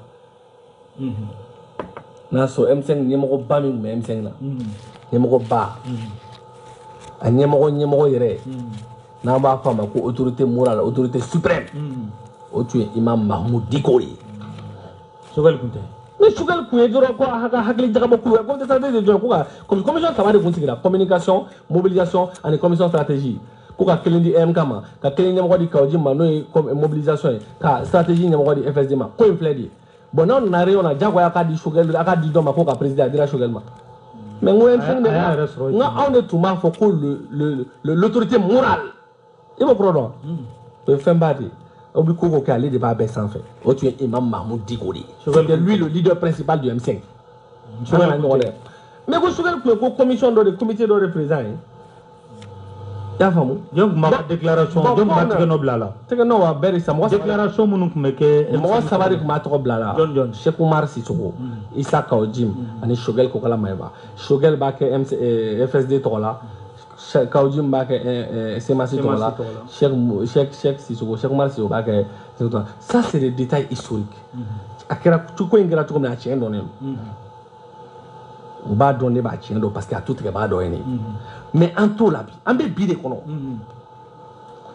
a fɔra ko syndicats bɛ grève kɛ ko gouvernement nɔ don ko gouvernement tɛmɛna k'o nɔ don k'u t'a ɲɛ dɔn a fɔra ko il faut satisfaire à toutes les revendications des syndicats o ma fɔ yan o fɔra jɔn y'a fɔ an tulo b'i la jɔn y'a fɔ an tulo b'i la e b'a dɔn ayi mun y'a fɔ n ko a ɲɛmɔgɔ ko fɛn ɲɛmɔgɔya dir'olu dɔ de ma sisan n'i ko i bɛ se i b'i jija i ka sɛbɛn n'u ma se e ko k'u tɛ se ka ban déjà e yɛrɛ ye Diema ne Nusar filɛ moi je vois loin ne ɲɛ fɛn min na to la cɛ ka jugu kosɛbɛ i ɲɛ bɛ jumɛn na to la an tɛna wala bio ne ɲɛ bɛ min na to la cɛ ka jugu kosɛbɛ non n'a bɛ jamana kisi a nafa ka bon ne a ɲɛ bɛ mun na to la o jamana marabagaw sɔnna ka politiki tɔn dɔ ɲɛmɔgɔ ta k'o bila gouvernement min kan ka kalata organiser ko in tiɲɛna o yɔrɔ la kelen o b'a yɛrɛ k'a tɛ ɲa mais a bɛ ɲa cogo di filanan ye jumɛn ye maliyɛn ka n'a ka jugu b'a fɛ mali ma sɔn hɔrɔn ma o maliyɛn ka n'a ka mali ma sɔn ma maliyɛnw ma sɔn ma donc ni mali ma sɔn fɛn ma o tɛ kɛ sa nka u b'u yɛrɛ don o engrange kɔnɔ an ko ils vont s'embourber mais mali tɛ embourber et donc sabanan mais e était à ko mara kɛ cogo la mais tu vois aujourd'hui mara bɛ cogo e bilala prémisse la i bɛ ka yala comme prémisse yala fan bɛɛ fɛ n'i ma taa Sénégal dɔ fɛ yen dans la pratique même prémisse tɛ taa Sénégal fɛ yen i b'i wele de o bɛ na ale n ko ale ko rupture de o min bɛ kɛ kɔrɔ ko k'o bɛɛ jɔ mais u bɛna rupture jumɛn kɛ c'est pas un homme de la rupture Sogɛli t'o ye ale ye rupture jumɛn ale tɛ se k'a lajɛ mais n bɛ ka min fɛ ou bien e t'i réseau kan dɛ ayi réseau ko tɛ o ne bɛ fɛ i ka kibaruya de di ou bien e kun tɛ jamana in kɔnɔ de 2007 à 2020 ayi ne bɛ ka ɲininkali de kɛ a ma kan bɛɛ ɲɛna yan nɔ a ɲɛfɔ mun na a tɛ se a ma kan bɛɛ ɲɛna yan nɔ jumɛn de ou bien a ma kan bɛɛ ɲɛna jumɛn de donc nin ye Sogɛli siɲɛ fɔlɔ ye Mali marali la Mali marabagaw fɛ wa nin y'a siɲɛ fɔlɔ a delila ka kɛ premier ministre ya mais premier ministre ko tɛ o a ma kɛ ministre ya Sogɛli kɛra fɛn ye Mali kɔnɔ min ka jugu ni premier ministre ye o ye jumɛn ye ministre du commerce et de l'industrie ça c'est l'économie quoi o bɛ premier ministre ya sanfɛ non ayi i ye sariya tigilamɔgɔ o bɛ premier ministre ya sanfɛ je t'en prie fɛn belebeleba de don nka e ko ka bon ni premier ministre ya non n bɛ ka min f'i ye ayi mais ko k'a ka bon ni premier ministre ya ye premier ministre le premier ministre conduit l'action gouvernementale awɔ a b'a bɛɛ bila en musique ale bɛ fɛ commerce ni o b'a ka mara kɔnɔ industrie awɔ o bɛ premier ministre ka mara kɔnɔ ou bien industrie awɔ mais o fila bɛ mara kɔnɔ ayisa o bɛɛ dira maa min ma a résultat bɛ yen n'a ɲɛna e b'a dɔn an ka commerce bɛ da min na bi n'a ɲɛna an ka industrie bɛ da min na bi donc ko kuraw tɛ o maa kuraw tɛ o nka premier ministre ka bon donc nous avons estimé ko premier ministre ka di maa ma maa min ni technocrate don quoi mɔgɔ min n'a tɛ maa min ni politique mɔgɔw bɛ da la politique kasa t'a fɛ politique kasa t'a fɛ politique mɔgɔw bɛ da la bon parce que o danaya fitinin n'a sɔrɔ o donc Dieu mas k'a f'i ɲɛna vraiment ne ta tɛ mɔgɔ ko ye ne ta ye rupture de la rupture commence donc ale bɛ ka rupture min fɔ o tɛ ale yɛrɛ tɛ a tɛ se mais ale bɛ ka min fɔ a dalen b'a la yɛrɛ n'a sɔrɔ a dalen bɛ a bɛ min fɔli la a tun bɛ kɛ premier ministre ya n'a ko de ko sɔrɔsiw de bɛ maaw nɔmi n'a bɛ min bɔ a da n'a dalen don a la o politique kumaw de don n'ale dalen kun don o la ale bɛ sɔn sɔrɔsi k'ale ka regret signer wa mais c'est ça la question a fɔra ko fanga de ko place de ka d'anw ye k'an olu janfa ka sa place nɔfɛ mais est-ce que tiɲɛ labanni olu ta la bi est-ce que o dimi dɔɔni fana t'i la mais tiɲɛ jumɛn labanniw ta la mais tiɲɛ labannaw de tɛ u kun janfara surasiw fɛ surasiw dɛsɛlen tila ka na d'u ma ayi n bɛ ɲininkali de la non mu janfa a daminɛ la mu janfa n bɛna min f'i ye nkalon don sa a fɔra don min k'a ye premier ministre kɛ n ko ye sɛbɛn n ko sɛbɛn 14 de taara kasi o taara ni ko bi tilen bon an bɛ nin jɔ yan nin cɛ in fana tun bɛ M5 kɔnɔ ko Nusar Sogɛli sigira 2 semaines wallahi masa Sogɛli sigira 2 semaines mɔgɔ min kan ka dɛmɛ masa ne balimaw nin b'a yira aw la ko Mali ko tɛ yen dɛ Sogɛli 2 semaines a wulila a bɛ ka taa ministres fo a bɛ ka taa bɛɛ lajɛ ka bɛɛ fara ɲɔgɔn kan fana digilen bɛ dɔw la Sogɛli ye mun kɛ nin na sisan ni mɔgɔ min bɛɛ farala ɲɔgɔn kan ka kɛ M5 ye ka IBK lataga i y'a faamuya b'a la aw pressera ka boli ka taa Kati aw donna CNT kɔnɔ n'aw ye ɲɛmɔgɔ sɔrɔ ɲɛmɔgɔ min yɛrɛ ma sigi fɔlɔ mun de kan ka kɛ k'a dɛmɛ ni baara ma ɲɛ bolo walima n'a ma sɔn dɛmɛ ma aw bɛ sɔrɔ ka bɔ ka kuma ne Nusar de kuma ne yɛrɛ tun bolo ko nin ka dɔnta ka bon ja nin fana ka dɔnta ka dɔgɔ dɛ ne yɛrɛ tun bolo ko nin ka dɔnta ka bon mais ja nin fana hakili ka sɔrɔ kɔ a ka kuma yɛrɛ kun ni ju t'a la nafa si t'a la ka taa yɛrɛ la maloya arajoso la ka taa yɛrɛ kulɛri yira mɔgɔ la arajoso la o de la maliyɛnw ne yɛrɛ t'a dɔn ni Diko yɛrɛ tɛ quoi ne yɛrɛ t'a dɔn an bɛna jigi da mɔgɔ min kan quoi olu ye polisi kɛ kafiriya ani juguya ani hasidiya jamana ka intérêt te lajɛ dɛ u yɛrɛ ka intérêt u yɛrɛ ka intérêt jamana ka intérêt te lajɛ jamana kɔnɔdenw ka lafiya te lajɛ foyi fu u yɛrɛ ka intérêt a bɛ ne dabaliya ban dɛ jamana min denw kɔngɔ b'u la jamana min denw bɛ kɔgɔji sanfɛ jamana min denw su ni tile bɛ tunkala taga la jamana min kɔnɔ dɔ bɛ ka fara buru sɔngɔ kan jamana min kɔnɔ insécurité totale i tɛ ɲɛmɔgɔ se ka bɔ mɔgɔ ɲɛfɛ ka tagama dɔ ka bɔ buru sɔngɔ la dɔ ka bɔ malo sɔngɔ la dɔ ka bɔ sogo sɔngɔ la foyi fo place ko kɛlɛ jɔyɔrɔ ko kɛlɛ Sogɛl kɛra ministre ye sɔrɔdasiw de y'a kɛ ministre ye u tun banna M5 la mais u seginna ka na M5 la ka Sogɛl ka kɛ premier ministre ye ne bolo e yɛrɛ kan ka nisɔndiya de ka cɛ dɛmɛ a ka baara la hali n'a delila ka kɛ ministre kɔrɔ ye i y'a faamuya b'a la n'a ma fɛn dilan bi a bɛ se ka fɛn dilan parce que bi maliyɛn den bɛɛ y'a faamuya i sɔnna i ma sɔn yɛlɛma min bɛ aw nin kan n ka cɛ Mali mana maa si ba ka kɔɲɔminɛn kɔnɔ Mali tɛ maa si fata ye yɛlɛma min bɛ anw nin kan o de bɛ kɛ dɛ n'i ma baara kɛ i bɛ da ba jɛnɛ ka lafiya kɔnɔ k'i yira diɲɛma bɛɛ la i sɔnna i ma sɔn a Sogɛl b'a kalama mɔgɔ 24 de sara du k'o ka misiri da la olu satɔla ye mun de fɔ k'olu ka saya ko basi tɛ dɛ mais u bɔra kun min kama o ye nin de fɔ dɛ yanni u nin ka bin u satɔla anw kɔni ta banna a la anw bɛna sa mais an bɔra kun min kama n'o ye yɛlɛma ye o yɛlɛma in ka kɛ Sogɛl b'o dɔn Sogɛl sɔnna a ma sɔn a ye baara kɛ a ma baara kɛ yɛlɛma in bɛ kɛ de n'a ma sa a bɛ bɔ yen mɔgɔ wɛrɛ bɛ na ni Asim ma sa a bɛ bɔ yen mɔgɔ wɛrɛ bɛ na président min bɛ nin kɔfɛ n'a ma sa a bɛ gɛn ka bɔ yen mɔgɔ wɛrɛ bɛ na nin de bɛ anw nin kan ah mais mɔgɔ min yɛrɛ mana fɔlɔ n'o ye comment ça s'appelle Sogɛl ni hɔrɔnya taabolo b'a bolo a ye kɛlɛ daminɛ M5 kɔnɔ fo k'a ban mɔgɔ si ma cela veut dire que ka t'i sigi ka dɔ fɔ mɔgɔ ma walima ka t'i sigi ka dɔ fɔ Diko ma walima ka taa mɔgɔ buruja mɔgɔ si ma o ye Sogɛl la depuis a donna M5 kɔnɔ a ye sira min minɛ a b'o sira kelen de kan ayiwa ne yɛrɛ bolo Faransi minisiriw bɛ nin de kɛ n'i kɛra minisiri i b'i majigi i bɛ wuli ka se bɛɛ ma ka bɛɛ fara ɲɔgɔn kan ale fana b'a la k'o tɛ minisiri ka baara ye est ce que nin kuma ka t'i sigi arajo la ka nin fɔ nafa bɛ nin na wa ni tun t'i sigi ko dɔ farala buru sɔngɔ kan e bɛ CNT kɔnɔ ka minisiri interpellé ka minisiri wele i y'a faamuya b'a la ni tun t'i sigi k'a fɔ ko soso bɛ ɲini ka ban maliyɛnw joli la mɔgɔ min bɛ équipe la mɔgɔ min ka baaraw ye k'olu wele walima ka Sogɛl wele baara minnu bɛ jamana kɔnɔ a i bɛna sigi bon dumuni tɛ yen buru sɔngɔ ka gɛlɛn lakana tɛ yen courant bɛ ka tigɛ maliyɛn denw bɛ ɲini ka wulu ko sara la k'olu kuma ninnu fɔ pour moi c'est important olu de ye fasoko ye ne yɛrɛ jigila tigɛla maliyɛnya la dɛ ni ye M5 mɔgɔ de ye ta Sogɛl fana sigili o ma bɛn ale ma ne yɛrɛ t'a dɔn Sogɛl sigili ma bɛn ale ma kun min na kɔ c'est là que je vois pas Sogɛl sigili ma bɛn ale ma mun de la moi je vois pas hali an ka kɛ Sogɛl ko kana diya i ye mais kɛ faso in fɛ hali an ka kɛ i kana kɛ Sogɛl fɛ mais faso bɛ cogo min na bi n'an ma kɛ kelen ye Mali tɛ jɔ n'an ma kɛ ɲɔgɔn fɛ Mali tɛ jɔ n'an ma hinɛ ɲɔgɔn na Mali tɛ avancer anw yɛrɛ bɛ ɲini ka ɲɔgɔn sogo ɲimi place ko nɔfɛ jɔyɔrɔ ko nɔfɛ intérêt ɲini la nin faso in bɛ taa min ne dabali banna Mali ko la dɛ le plus jeune denmisɛnnin fitinin Sogɛl nana 2 semaines masa n'a bɛ Kasum Traoré fana la Kiledu a n'a kunkolo bɛ komi biriki cɛjuguba a finen ko saribɔn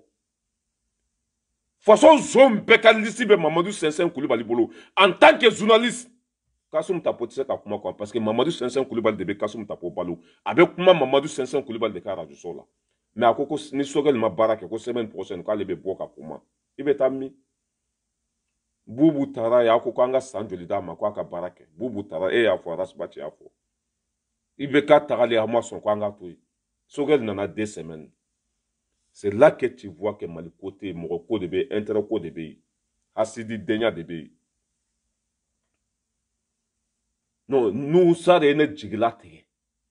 a ye jigila misira nin tɛ dɔɔninkɛla ka baara ye mɔgɔ min ŋaniya jɛlen don mɔgɔ min ta ye faso ko ye hali ni mɔgɔw ko man di ye temps d'a ma dɔɔni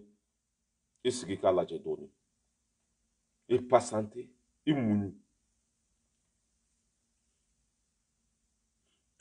o bɛ kɛlɛ sugu bɛɛ la ne ni e ka wari an ka impôt ɲɔgɔn bo fasa bɛ kɛ o de nɔfɛ ɲɔgɔn gusi bɛ kɛ o nɔfɛ ɲɔgɔn lagusi bɛ kɛ o nɔfɛ mais ne ni e min ka wari b'o bolo dɛ kɔngɔ bɛ aw na an bɛ ka sana ɲimi dɔ bɛ ka fara buru sɔngɔ kan fantan tɛ se ka sogo ɲimi mali la ɲɛmɔgɔ si tɛ o kɛlɛ kɛ o de bɛ ne dabaliya ban or que faransi yan ni dɔ farala buru sɔngɔ kan minisiri dɔ bɛ bɔ a ma bɛn ni dɔ farala malo sɔngɔ kan minisiri dɔ bɛ bɔ a ma bɛn o tɛ sali o tɛ sun o tɛ ala tɔgɔ fɔ mais an bɛɛ lafiyalen don yan ni faransi tɛ ne bɛ nin bɔ min ni faransi tɛ ni nafolo ni ye kalo kelen baara de k'a di fantanw ma hisabililayi a ye malo sa n'a ka di ye taa telefɔni sa n'a ka di ye taa nin sa nin bɛɛ bɛ taa ne yɛrɛ fa ka dugu la fantan fɛn fɛn bɛ k'a bɛɛ dɛmɛ 4 millions a bɛ taa ne yɛrɛ fa ka dugu la fantan minnu bɛ dɛsɛbagatɔ minnu bɛ k'a bɛɛ dusu suma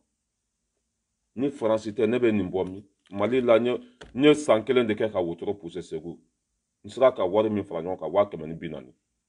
segu ka wotoro pousse fali kutan fali ku tɛ fali min na anw tun ye o de ye segu fali kutan fali min ku t'a la ka wotoro pousse ka sigi ça veut dire que ka wotoro ku ka sigi ala san kelen n sera ka wari min fara ɲɔgɔn kan walayi ni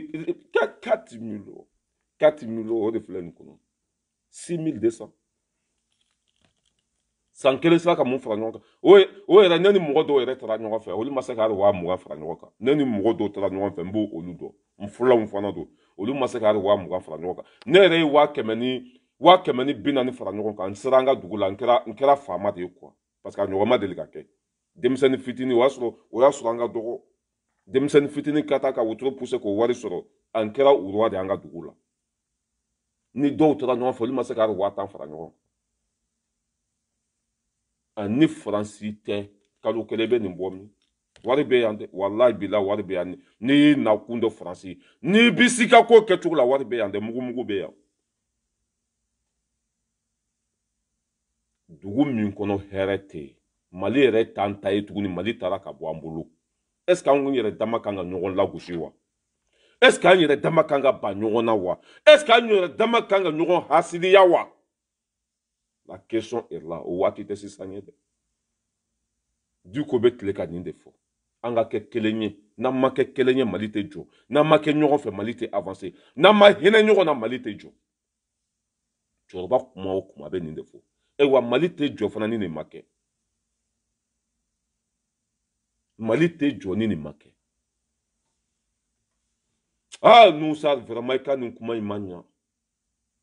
an ka kɛ sogɛli ko kana diya i ye an ka kɛ i kana kɛ sogɛli fɛ mais temps d'a ma dɔɔni waatini d'a ma dɔɔni temps d'a ma dɔɔni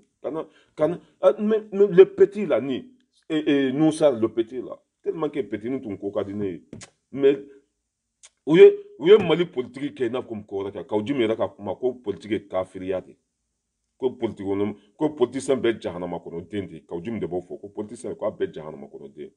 jahanama kɔnɔ den bɛ ɲuman kɛ wa mali politique or que magan politicien bɛ ka taa alijinɛ kɔnɔ magan politicien wuranda politicien olu bɛ ka don alijinɛ kɔnɔ i y'a faamuya b'a la diɲɛ dugu wɛrɛ politicien olu bɛ ka hɛrɛ ɲini ka baara ɲuman kɛ baara ɲuman laban ye mun ye alijinɛ sɔrɔ baara ɲuman kɛli ye mun ye mais anw fɛ politique ye juguya hasidiya suɲɛni bingalikɛla ça veut quoi ka politique kɛ kafiridenya ye anw fɛ or que politique ye tiɲɛ de mais politiciens de y'a kɛ nkalon ye politique ye tiɲɛ de mais politiciens de ye politique kɛ nkalon ye sinon politique ye tiɲɛ de ye i tɛ politicien i tɛ faamasi natɔ ye n'a ma fɔ ko le pays d'abord l'amour des pays n bɛ ji di aw ma n bɛ courant di aw ma n bɛ lakana di aw ma n bɛ ji di aw ma n bɛ nin kɛ aw ye mais n'u sigira u bɛ mun kɛ ma famille d'abord montre kelen 20 millions waati min na e den dɔw bɛ ka sana ɲimi jɔn de ye politique kɛ nkalon ye mɔgɔ jasilen min nana k'a yɛrɛ kɛ politicien ye mɔgɔ halakilen min nana k'a yɛrɛ kɛ politicien ye o de ye kafiri ye sinon politique ye tiɲɛ de et puis baara ɲuman de bɛ fɛn bɛɛ di mɔgɔ ma n'i ye baara ɲuman kɛ jamana kɔnɔdenw bɛ k'i fɛ o b'i bonya o bɛ sa i kɔ mais anw fɛ fɛn dɔnbali ninnu tɛ nin de dɔn n'u kɛra politicien ye a hali u yɛrɛ ba u b'a suɲɛ kuma ma se mɔgɔ wɛrɛ ma hali u woloba u b'a suɲɛ bon e ka nin jate minɛ e cɛ tiɲɛ ye juguya ye mais a to dogo la tiɲɛ ye hasidaya ye mais birifini dɔɔni biri a kan aw kan ka taa di cɛ in ma dɔɔni 2 semaines i bɛ mun kuma k'a kan 2 semaines hali n'a ko k'a bɛ nin k'a bɛ taa te kalaya libitɔn k'a kalaya ka sukaro k'a la k'a lamaga 2 semaines o b'a sɔrɔ 2 semaines bɛ ban ka sɔrɔ a ma tila o la 2 semaines tellement que a sigili ma bɛn dɔw ma tellement que dɔw yɛrɛ tɛ Sogɛli fɛ juguya bɔra mais ala ka hinɛ aw bɛɛ la Mali de b'anw nin kan ni Sogɛli ma kɛ ka ɲa an jɔlen bɛ yan ni Assimi ma kɛ ka ɲa an jɔlen bɛ yan on est déterminé la patrie ou la mort nous vaincrons tiɲɛ de bɛ fɔ Mali kɔnɔ baara bɛ kɛ jamana bɛ jɔ fɛn min dir'i ma k'i k'a kɛ min ye i b'a kɛ a ye fɛn bɛɛ ka kɛ a kɛcogo la fɛn bɛɛ ka bila yɔrɔ la fantanw ka laɲini ye min ye i b'o baara kɛ jagoya n'i m'o baara kɛ fantanw bɛ wuli k'i gɛn comme wulu a tɛ kɔrɔbɔ dɛ an bɛ Mali jɔ jagoya de hali n'anw bɛ kɛ Mali saraka de an bɛ Mali jɔ foyi tɛ anw lajɔ anw kununen kɔfɛ ka e kɛ ɲɛmɔgɔ ye k'i kana ka bɛjɛ nafolo k'o suɲa ka kɔngɔ to anw na ka minɔgɔ to anw na ayi an bɛ taa lahara de o ka fisa ko an ka sigi k'e lajɛ quoi anw bɛ taa lahara de o ka fisa an ka sigi k'e lajɛ on est déterminé baara ɲuman de bɛ jamana bɔ nɔgɔ la hɔrɔnya ni danbe ni kɛwale ni halaladenya o de bɛ jamana la avancer waati min na Paul Kagame bɛ ka yala wuranda n'a ye fantan min dalen dugu ma a b'a ta ka taa n'a ye dɔgɔtɔrɔso la ka furakɛ ka wari d'a ma ka baara d'a ma ka du d'a ma anw de fɛ don o don kunun ka fisa ni bi ye lakana yɛrɛ tɛ yen kuma ma se jamana kɔnɔdenw ka baara sɔrɔ kɛnɛya tɛ yen kuma ma se jamana kɔnɔdenw ka baara sɔrɔ papa i tɛ ɲɛmɔgɔ si ye nin kɛlɛ la ɲɛmɔgɔ jumɛn bɛ yen n'a bɛ nin kɛlɛ kɛ a tɛ yen Kassim kunkoloba gonjigiba sigilen b'a ka arajoso la ale yɛrɛ bɛ émission kɛ arajoso min na Kiledu la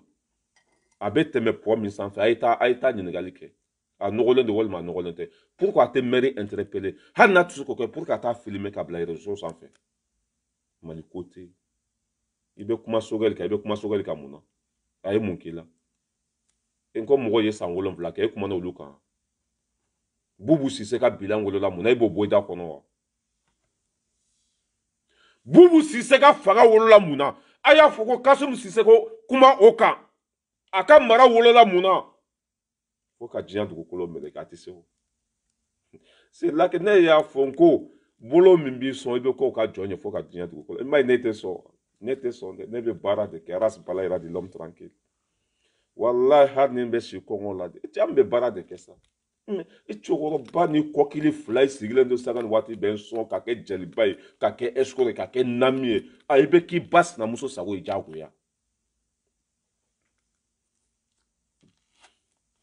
ne filɛ nin 4 millions ka di fantanw ma hisabilillahi i b'a sɔrɔ o ɲɔgɔn caman bɛ yen o mɔgɔ min bɛ kariya ka nin di mɔgɔ ma i b'a sɔrɔ a ɲɔgɔn caman bɛ yen voilà le plus riche de tous les temps Ras Balayira de l'homme tranquille depuis Paris mun de ye nin di yan cɛsiri mun de ye nin di yan dusu mun de ye nin di yan hɔrɔndenya hɔrɔn ka kɛ hɔrɔn ye san ka kɛ faso in fɛ sa degun min bɛ faso in kan an k'o fɔ jamana kɔnɔdenw ka laɲini ye min an ka ɲɔgɔn dɛmɛ k'o baara kɛ c'est tout ne t'i sigi de Sogɛli man ka ta dɛ politicien tɛ se ka élection organiser u bɛɛ da nɔrɔlen bɛ élection politicien tɛ se ka élection organiser mais i tɛ maa si ye k'a fɔ ko Sabalibugu sira kɔngɔ la i tɛ maa si ye k'a fɔ ko san nana a ye Sabalibugu k'aw ka du ci k'a b'o kɛlɛ kɛ i tɛ maa si ye o la place élection bɛ kɛ cogo jumɛn i k'u ta ka bɔ yen élection bɛ kɛ fantanw de kama fantanw de b'i kɛ faama ye olu ka laɲini tɛ ka sɔrɔ i m'a ye i tɛ politicien bonya i bɛ ka bɛ gɛn don min na ni di ko tun t'a tɛ taa o or que opposant bɛ yen faso miliyari bɛ di olu ma olu de kan ka mali jɔ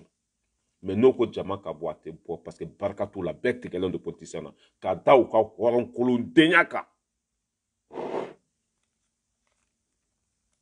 i ma utoro jigi kɛ di ko di Horace Balayera dit l'homme tranquille depuis Paris mugu ne y'a fɔ yan ko ne tɛ fantan ye dɛ i ɲɛ bɛ nin na nafolo mugu a filɛ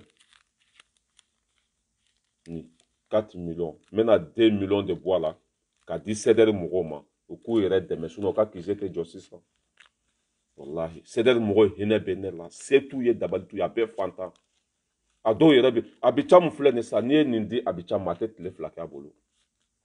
a bɛ taa sunguruba ta hari lahara ne yɛrɛ t'a dɔn a mɔgɔ sugu bɛ yen nɔ danga de b'a kɔ quoi muso bɛɛ kelen mais n'ale ye muso fɛn fɛn ye fini ɲuman b'a la bobara mugu b'a kun a bɛ gɛrɛ i la ani e fana ye juguw sago ye a bɛ tɛmɛ n'i ye i ma a bɛ ka fɔ Arasa Junior ni Arasa de ye n'a y'i cu n bɛ n cu n'a sara n bɛ sa o waati tɔgɔ dɔɔni tun bɛ Arasa la a tun bɛ musow sɔrɔ parce que sanga de ka di musow ye i b'a ye ne yɛrɛ bɛ tila sa muso caman bɛ ne wele ne yɛrɛ bɛ tila sa muso caman bɛ n wele a dɔw yɛrɛ b'u julankɔlɔ photo ci ne ma mais i mago la nous on n'est pas là pour ça nous on est venu pour travailler k'an yɛrɛ ka avenir dilan k'an denw ka avenir dilan ne bɛ tila sa musow bɛ ne wele mais n t'a ta n t'i jaabi n'i ye n wele fana ko n sɔn o ne y'a f'u ye n'i bɛ fɛ ka ne ka fɛn sɔrɔ i bɛ par exemple sa i bɛ communiquer de sisan n k'a dɔn i ye mɔgɔ min ye n'i ye fantan de k'i jate minɛ ka sɔrɔ k'i dɛmɛ mais n'i nana k'i ye wari ye ne bolo ka n wele n sira kɔngɔ la se tɛ n ye dabali tɛ n ye i y'i yɛrɛ kungo gɛlɛya dɛ i b'a to yen de ni y'a dɔn k'a fɔ i ta ye sɛgɛn yɛrɛ de ne yɛrɛ de b'a bɔ n yɛrɛ la k'i sɔn i ma ye an ka dugu la ne yɛrɛ fa ka dugu la sɛgɛnbagatɔ min bɛ n b'a bɛɛ dɔn nin kalo la olu bɛɛ bɛ lafiya dɔɔni sɔrɔ sini bɛɛ olu bɛɛ bɛ lafiya sɔrɔ k'a daminɛ n dɔgɔmusow la ka taa pititi patata yanni i ka mɔgɔw dɛmɛ i balima minnu bɛ yen i fa ka dugu min bɛ yen sɛgɛnbagatɔ bɛ yen mais an bɛ ka ji di mɔgɔw ma mais ne yɛrɛ fa ka dugu cɛ an fana ka dɔ kɛ olu ye ten sa fana ka dɔ kɛ olu ye waritigiya mun nafa de b'a la i ka dugu fɔlɔ k'a dɔn waritigiya mun nafa b'a la vɛsi kelen filɛ nin ka cɛ 800 euros 1000 euros alhamdulilah bi Faransi papier n bɛ se k'a d'u ma bi Faransi papier k'a d'u ma bi k'an sigi 100 ans walahi n tɛ mɔgɔ si deli wari la mun de y'o kɛ cɛsiri ni hɔrɔnya ni baara ka soli ka wuli 4 heures du matin 3 heures du matin ka taa tubabu musokɔrɔba bɔ k'o yɔrɔ jɔsi la Faransi 52 ne don Faransi 52 mais ne sara ka ca ni minisiri ye ne bɛ wari min sɔrɔ minisiri t'a sɔrɔ n'a ma suyɛni kɛ voilà k'a fɔ ko Nusar a bɛ nin partager ka se Nusar ma a ye débat min kɛ Masika radio so sanfɛ ko jigitigɛ don a y'a kɛ ne bolo parce que mɔgɔ kana kuma kojugu quoi sinon tu as vu kuma in ma ɲa et puis c'est pas le moment quoi le kiritigi fana waati de b'a la quoi san joli kiritigi pititi patata i ma ɲi i ka ɲi i ba ɲi bɛɛ donna fanga la e yɛrɛ bɛ CNT kɔnɔ i ye minisiri jumɛn wele mɔgɔ 20 ni ko sara Diko ka misiri i k'u b'o kɛlɛ kɛ o kɛlɛ bɛ cogo jumɛn bi il faut parler de ça mɔgɔ 24 min sara Diko ka misiri da la i k'u b'o kɛlɛ kɛ i b'a kɛlɛ kɛ pititi patata i bɛ CNT kɔnɔ bi CNT yɛrɛ mun bɛ yen o bɛ niveau jumɛn na i bɛ taa binna ni bi cɛ kalo 9 o sera ka baara kelen jumɛn kɛ la question est là mais Sogɛl nana kunu kuma bɛ ka caya o fana nɔfɛ mais n ko tellement que ninnu yɛrɛ de b'i ka fɛn bɛɛ tiɲɛ i bolo quoi ala ni juguya bolo o b'i ka fɛn bɛɛ de tiɲɛ i bolo quoi parce que i tɛ lafiya yɛrɛ quoi n'a fɔra k'i kɛra ɲɛmɔgɔ ye kuma b'i nɔfɛ tu as vu quoi i yɛrɛ ka susuw bɛ yen i yɛrɛ ka fɛnw bɛ yen tu as vu kumaw bɛ caya hasidi denya bɛ yen bɛɛ b'i ta fɔ an fɛ a laban yɛrɛ tu as vu quoi a bɛ an ka mɔgɔw encourager hali n'a ma ɲi par exemple sa an ka kɛra hali ni Sogɛl ma ɲi mais anw minnu ka ɲi ni anw b'a nɔfɛ ka to ka sira ɲumanw yira a la ka to ka kuma ɲumanw fɔ a ye ka to k'a nɛgɛ a ka ca Ala fɛ a bɛ sira ɲuman ta kɔrɔkɛba yɛrɛ y'a fɔ Aras Baci y'a fɔ yan ko kunu mɔgɔ jugu k'o bɛ se ka kɛ bi mɔgɔ ɲuman ye mais ale bɔra kaso la dɔrɔn k'ale ma da la ni Sogel jonga ka vocal kala no arasbache hasidi o de la arasbache net se ka kafe quoi wallahi ay na ka wari ta folo ay na ka 2 millions ta folo parce que 4 millions donc tu sais ka be black ta tu na o hina be non on va pétiner la main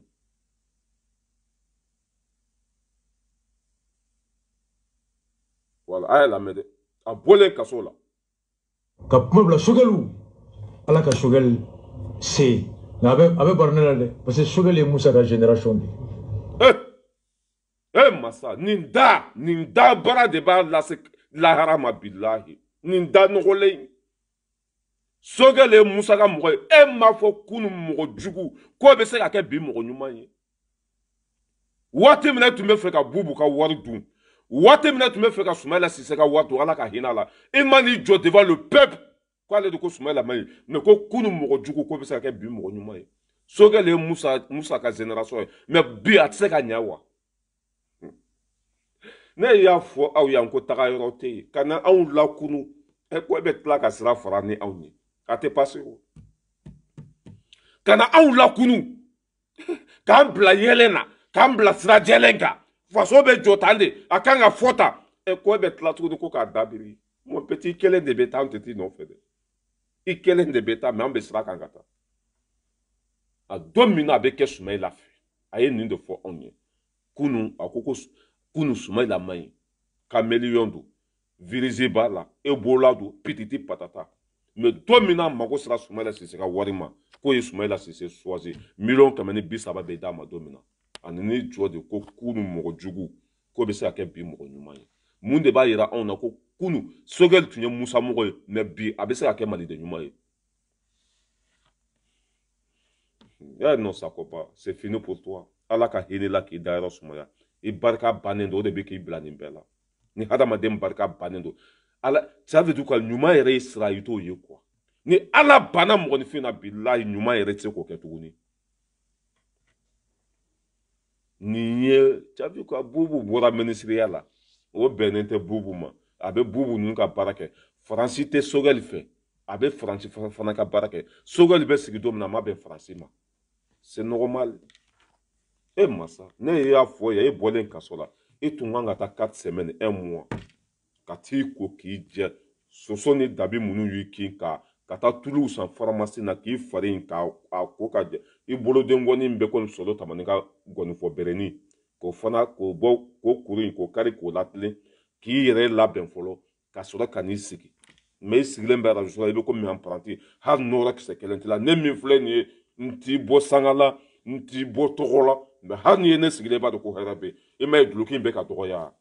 n y'a tɛ duloki in na a bɛɛ bɛ ka dɔgɔya fo que n k'a bitɔn don diyagoya de a bitɔn fo que n k'a sama de k'a dun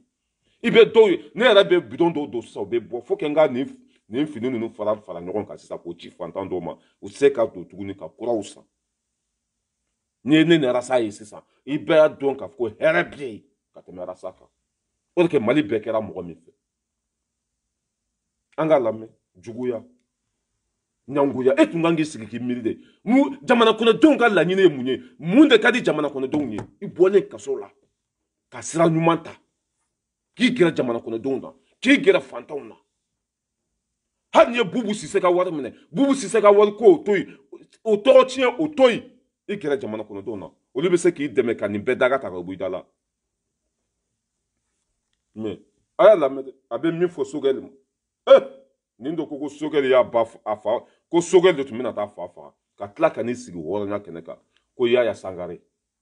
k'o de tun bɛna ale fa faga ko ordre bɔra yɔrɔ min na k'ale b'a dɔn ko Karimu terikɛ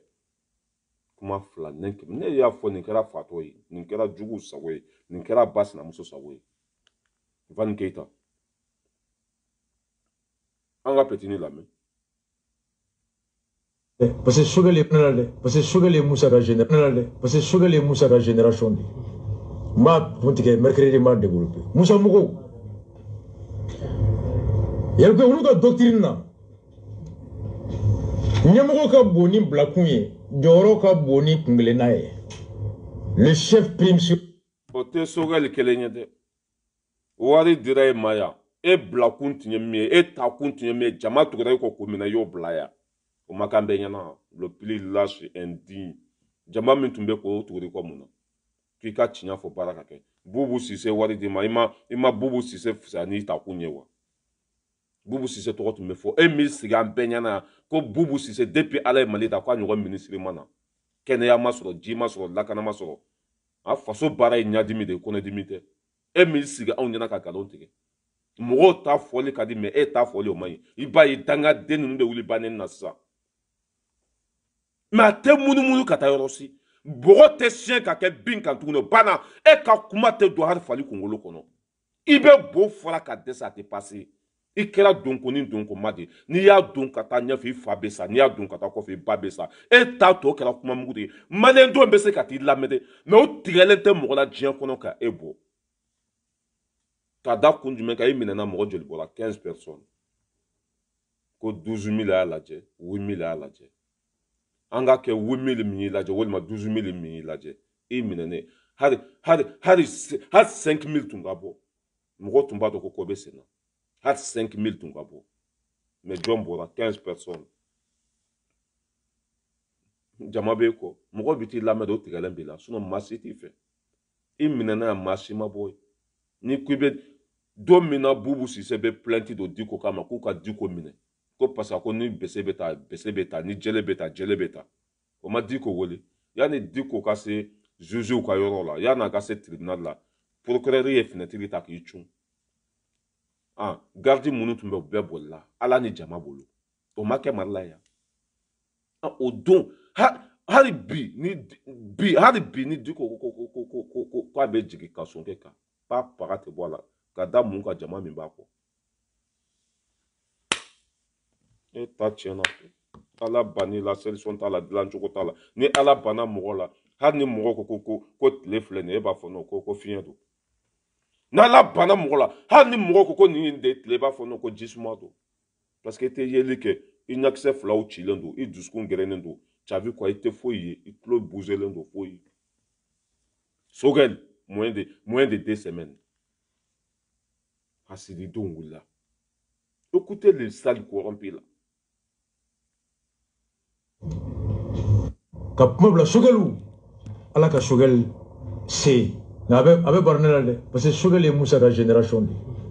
n b'a kun tigɛ mercredi n b'a développé Musa mɔgɔw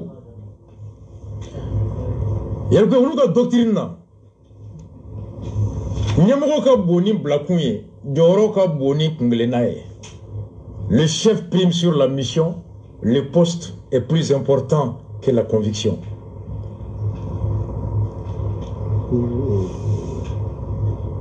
Donc est-ce que Sogɛl de gouvernement ici est-ce que Sogɛl bɛ se k'a fɔ si min ye ko ayi ils sont prédisposés à obéir au chef ni sariya ye e bila k'i ka baara ye ka micro ta ni chefu ko ka na micro ta olu bolo chefu kumakan ka bon ni sariya ye mun sɛbɛn ye o de ye ɲɛmɔgɔ ka bon ni bilakun ye cɛ gɛli datugu ka bɔ an da la sa a yɛrɛ ka kɛwale a yɛrɛ sɔn ye min ye e ka ɲɛmɔgɔ o bilakun ka bon ni sariya e ka bubu sise ye e m'o bilakun bonya ni sariya ye wa e ma bubu kɛ ala ye yan ka sɔrɔ a ma foyi kɛ wa e ye i bɛ ka tɔgɔ tiɲɛ k'a dɔgɔya yan ka fɛn bɛɛ kɛ yan o i bɛ ka kelen sariya sɔsɔ ogo sago cira juro cira munduru cira san 2 denmisɛnninw tɛ kalan na i ko hali bi ko ka i bɛ ka dɛmɛ i bɛ ka bon ni sariya ye yan vous êtes tous pareils an bɛ yan k'aw kɔlɔsi de i ye kuma min fɔ kunna ni bi taabolo min b'i la an b'o de fɔ mɔgɔw ye i juguya tɛ mɔgɔ si kɔnɔ yan i ka hɔrɔn kolonyaw de bɛ di mɔgɔw ma anw tuguri ko yan munna tiɲɛ dɔrɔmɛ 1 t'i bolo ka di an ma ne de ka wari b'i kɔnɔ i ka wari tɛ ne kɔnɔ ne de tun bɛ kafe sa ye yan ne de tun bɛ mugumugu d'i ma ne de tun bɛ fɛn bɛɛ k'i yan ka t'i ta fo aéroport la ka na ne hôtel la ka croissant san ka d'i ma ka kafe san ka d'i ma i bɛ taa ko ɲɛgɛn min kɔnɔ ka taa yir'i la pas para mɛ n ka baara bila ne de ta b'i kɔnɔ i ye ne de janfa ne de b'i dɔn i ye den qualité min ye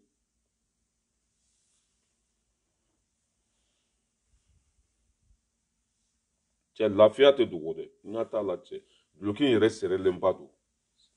lafiya tɛ dogo n ka cɛ depuis an bɔra dangaden in kɔ yɔrɔ bɛɛ ka ɲi depuis an bɔra mɔgɔlankolon in kɔ yɔrɔ bɛɛ ka ɲi depuis an bɔra kɔ Il y a tout Congolo là. Ça pèse 5 kilos. Doumini Douma de Baké, il est bien nourri.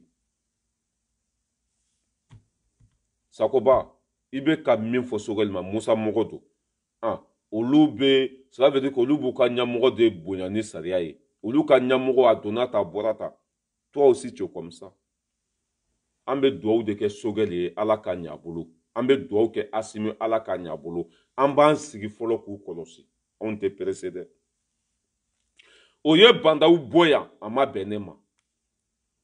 Parce que au lieu de la bandauta, coup d'état kele. Coup d'état kele.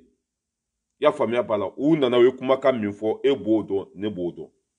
Ku mana fanga nyini kamade. Ko ye beka boyde pour que joli kanabo. M5 ku buka kele duma turani kele no yo foya.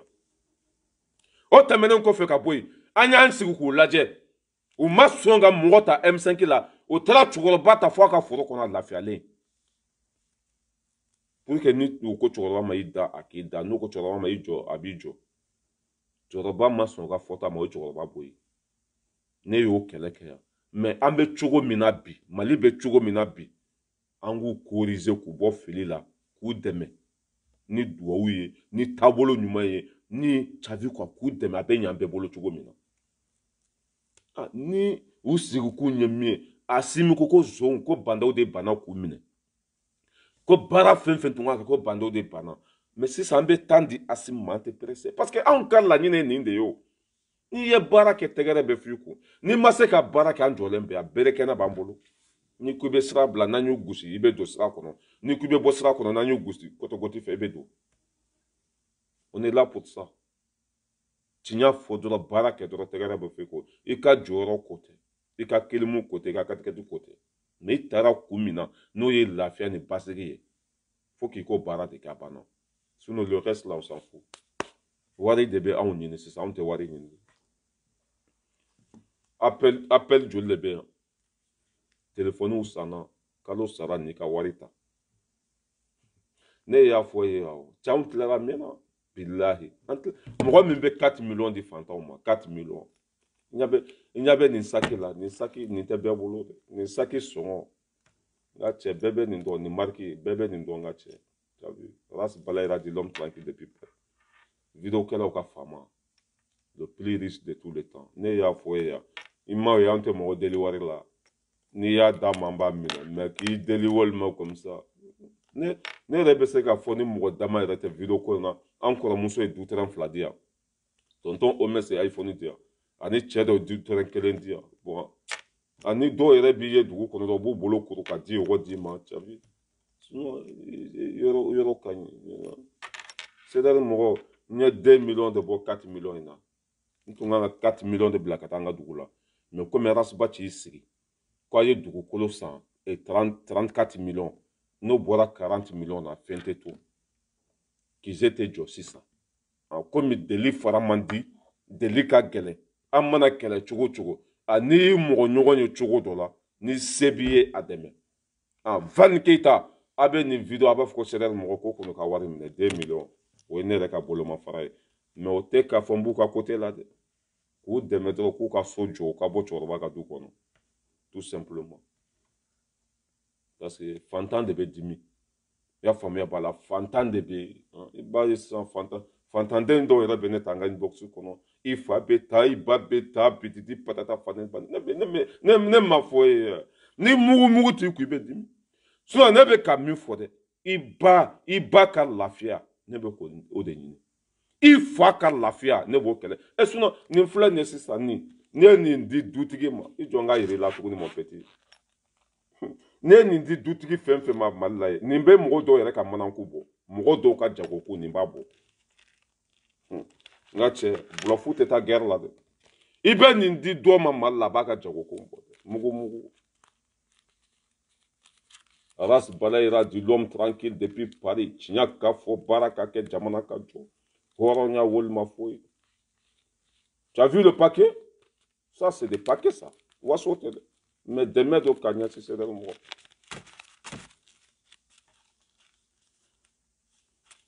Voilà, Matissi là. C'est le mot. Billahi. Aïe, la kawari tade. bon nin bɛɛ filɛ nin sisan nin bɛɛ fantan dɛmɛ de mais comme anw tɛ waso an bɛ nin caman kɛ ji dugu ma cabi ko anw tɛ waso an t'an yɛrɛ yira ne y'a fɔ aw yan ko wari bɛ ne kun sara mali banki fɛn fɛn bɛ ne bolo mugu bɛ ne y'a fɔ yan ko wari bɛ ne kun le plus riche des vidéomans ni ma an tɛ nata mɔgɔ la an tɛ mɔgɔ diyaɲɛ kuma fɔ t'aw kule karisa ka ɲi ka kɛ mɔgɔw ka jaliba ye jaba sora des petits patatas non n'an ye min ye faso kɔnɔ an b'o de fɔ a bɛn n'i ma salama ma bɛn ma san pɛrɛn k'i kun ci anw s'an fo mais ala t'an b'o de fɔ e fantanden min bɛ ka ne nɛni pusɛri bɛ ɲini k'i ba faga soso bɛ ɲini ka ba i ba joli la sira tɛ yen lakana tɛ yen kɛnɛya tɛ yen ne b'o kɛlɛ de la sinon ne t'a banna de kalo wɛrɛ i bɛ fɛn ye n bolo min ka ca ni nin bɛɛ n tɛ fura bɔ n tɛ mori ye n tɛ dɔrɔgu feere n tɛ cimi caman feere n tɛ pa paga baara saba n filɛ tubabuw bolo baara la sisan ni n tilala o la ne yɛrɛ ka baara ye 2 ye n bɛ telefɔni feere a filɛ nin ye telefɔni occasion de ye i ɲɛ t'a la nin ye occasion de ye n bɛ nin feere nin caman bɛ n ka saki kɔnɔ kuraw b'a la sugu bɛɛ b'a la n bɛ nin feere o ye n ka baara 2nan ye baara fɔlɔ o ye tubabuw ta ye ni n banna o la 2nan n bɛ telefɔni feere 3nan o ye faxi ye faxi tɛ dɔwɛrɛ ye dɛ n'i bɛ fɛ ka mugu ci bamakɔ i bɛ ne yɛrɛ wele dɔrɔn mugu i ka mɔgɔw b'a ta ye banna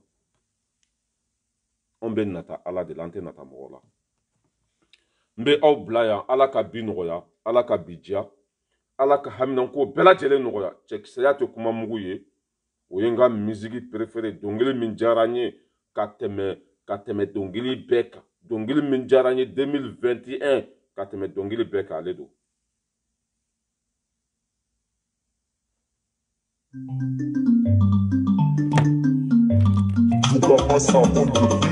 Kojoma bari ke basajo kojoma bari Alenji mananja kojoma bari Alenji kojoma bari kojoma bari sajo kojoma bari Ajawe kojoma bari sajo jale kojoma bari Afunde Achekise ya kojoma mu Ika to fore kelela Foni bai musoluwe Kuma danse Chekise ya kojoma mu Hatua masawanyaro Nitipote kumamure Ay chekise yate kumamure Hey chekise yate kumamure Hatua masawanyaro Nitipote kumamure Mbesote kumamure Sahabena kumamure Mbesote kumamure Njeli mankari kumamure Ajibese kumamure Magote mali torofela Ape iri kutuye Ape kutule Nima etuma mota na farafita etuma mure Bila kono tetole Kono du tezanye Bila kono tetole Kono du tezanye Wala tikol kigache Fule tekse etuma mure Angela nyone fosela Ape kono talane Nime debe tikmatala Neta numariye Afoli ne tenza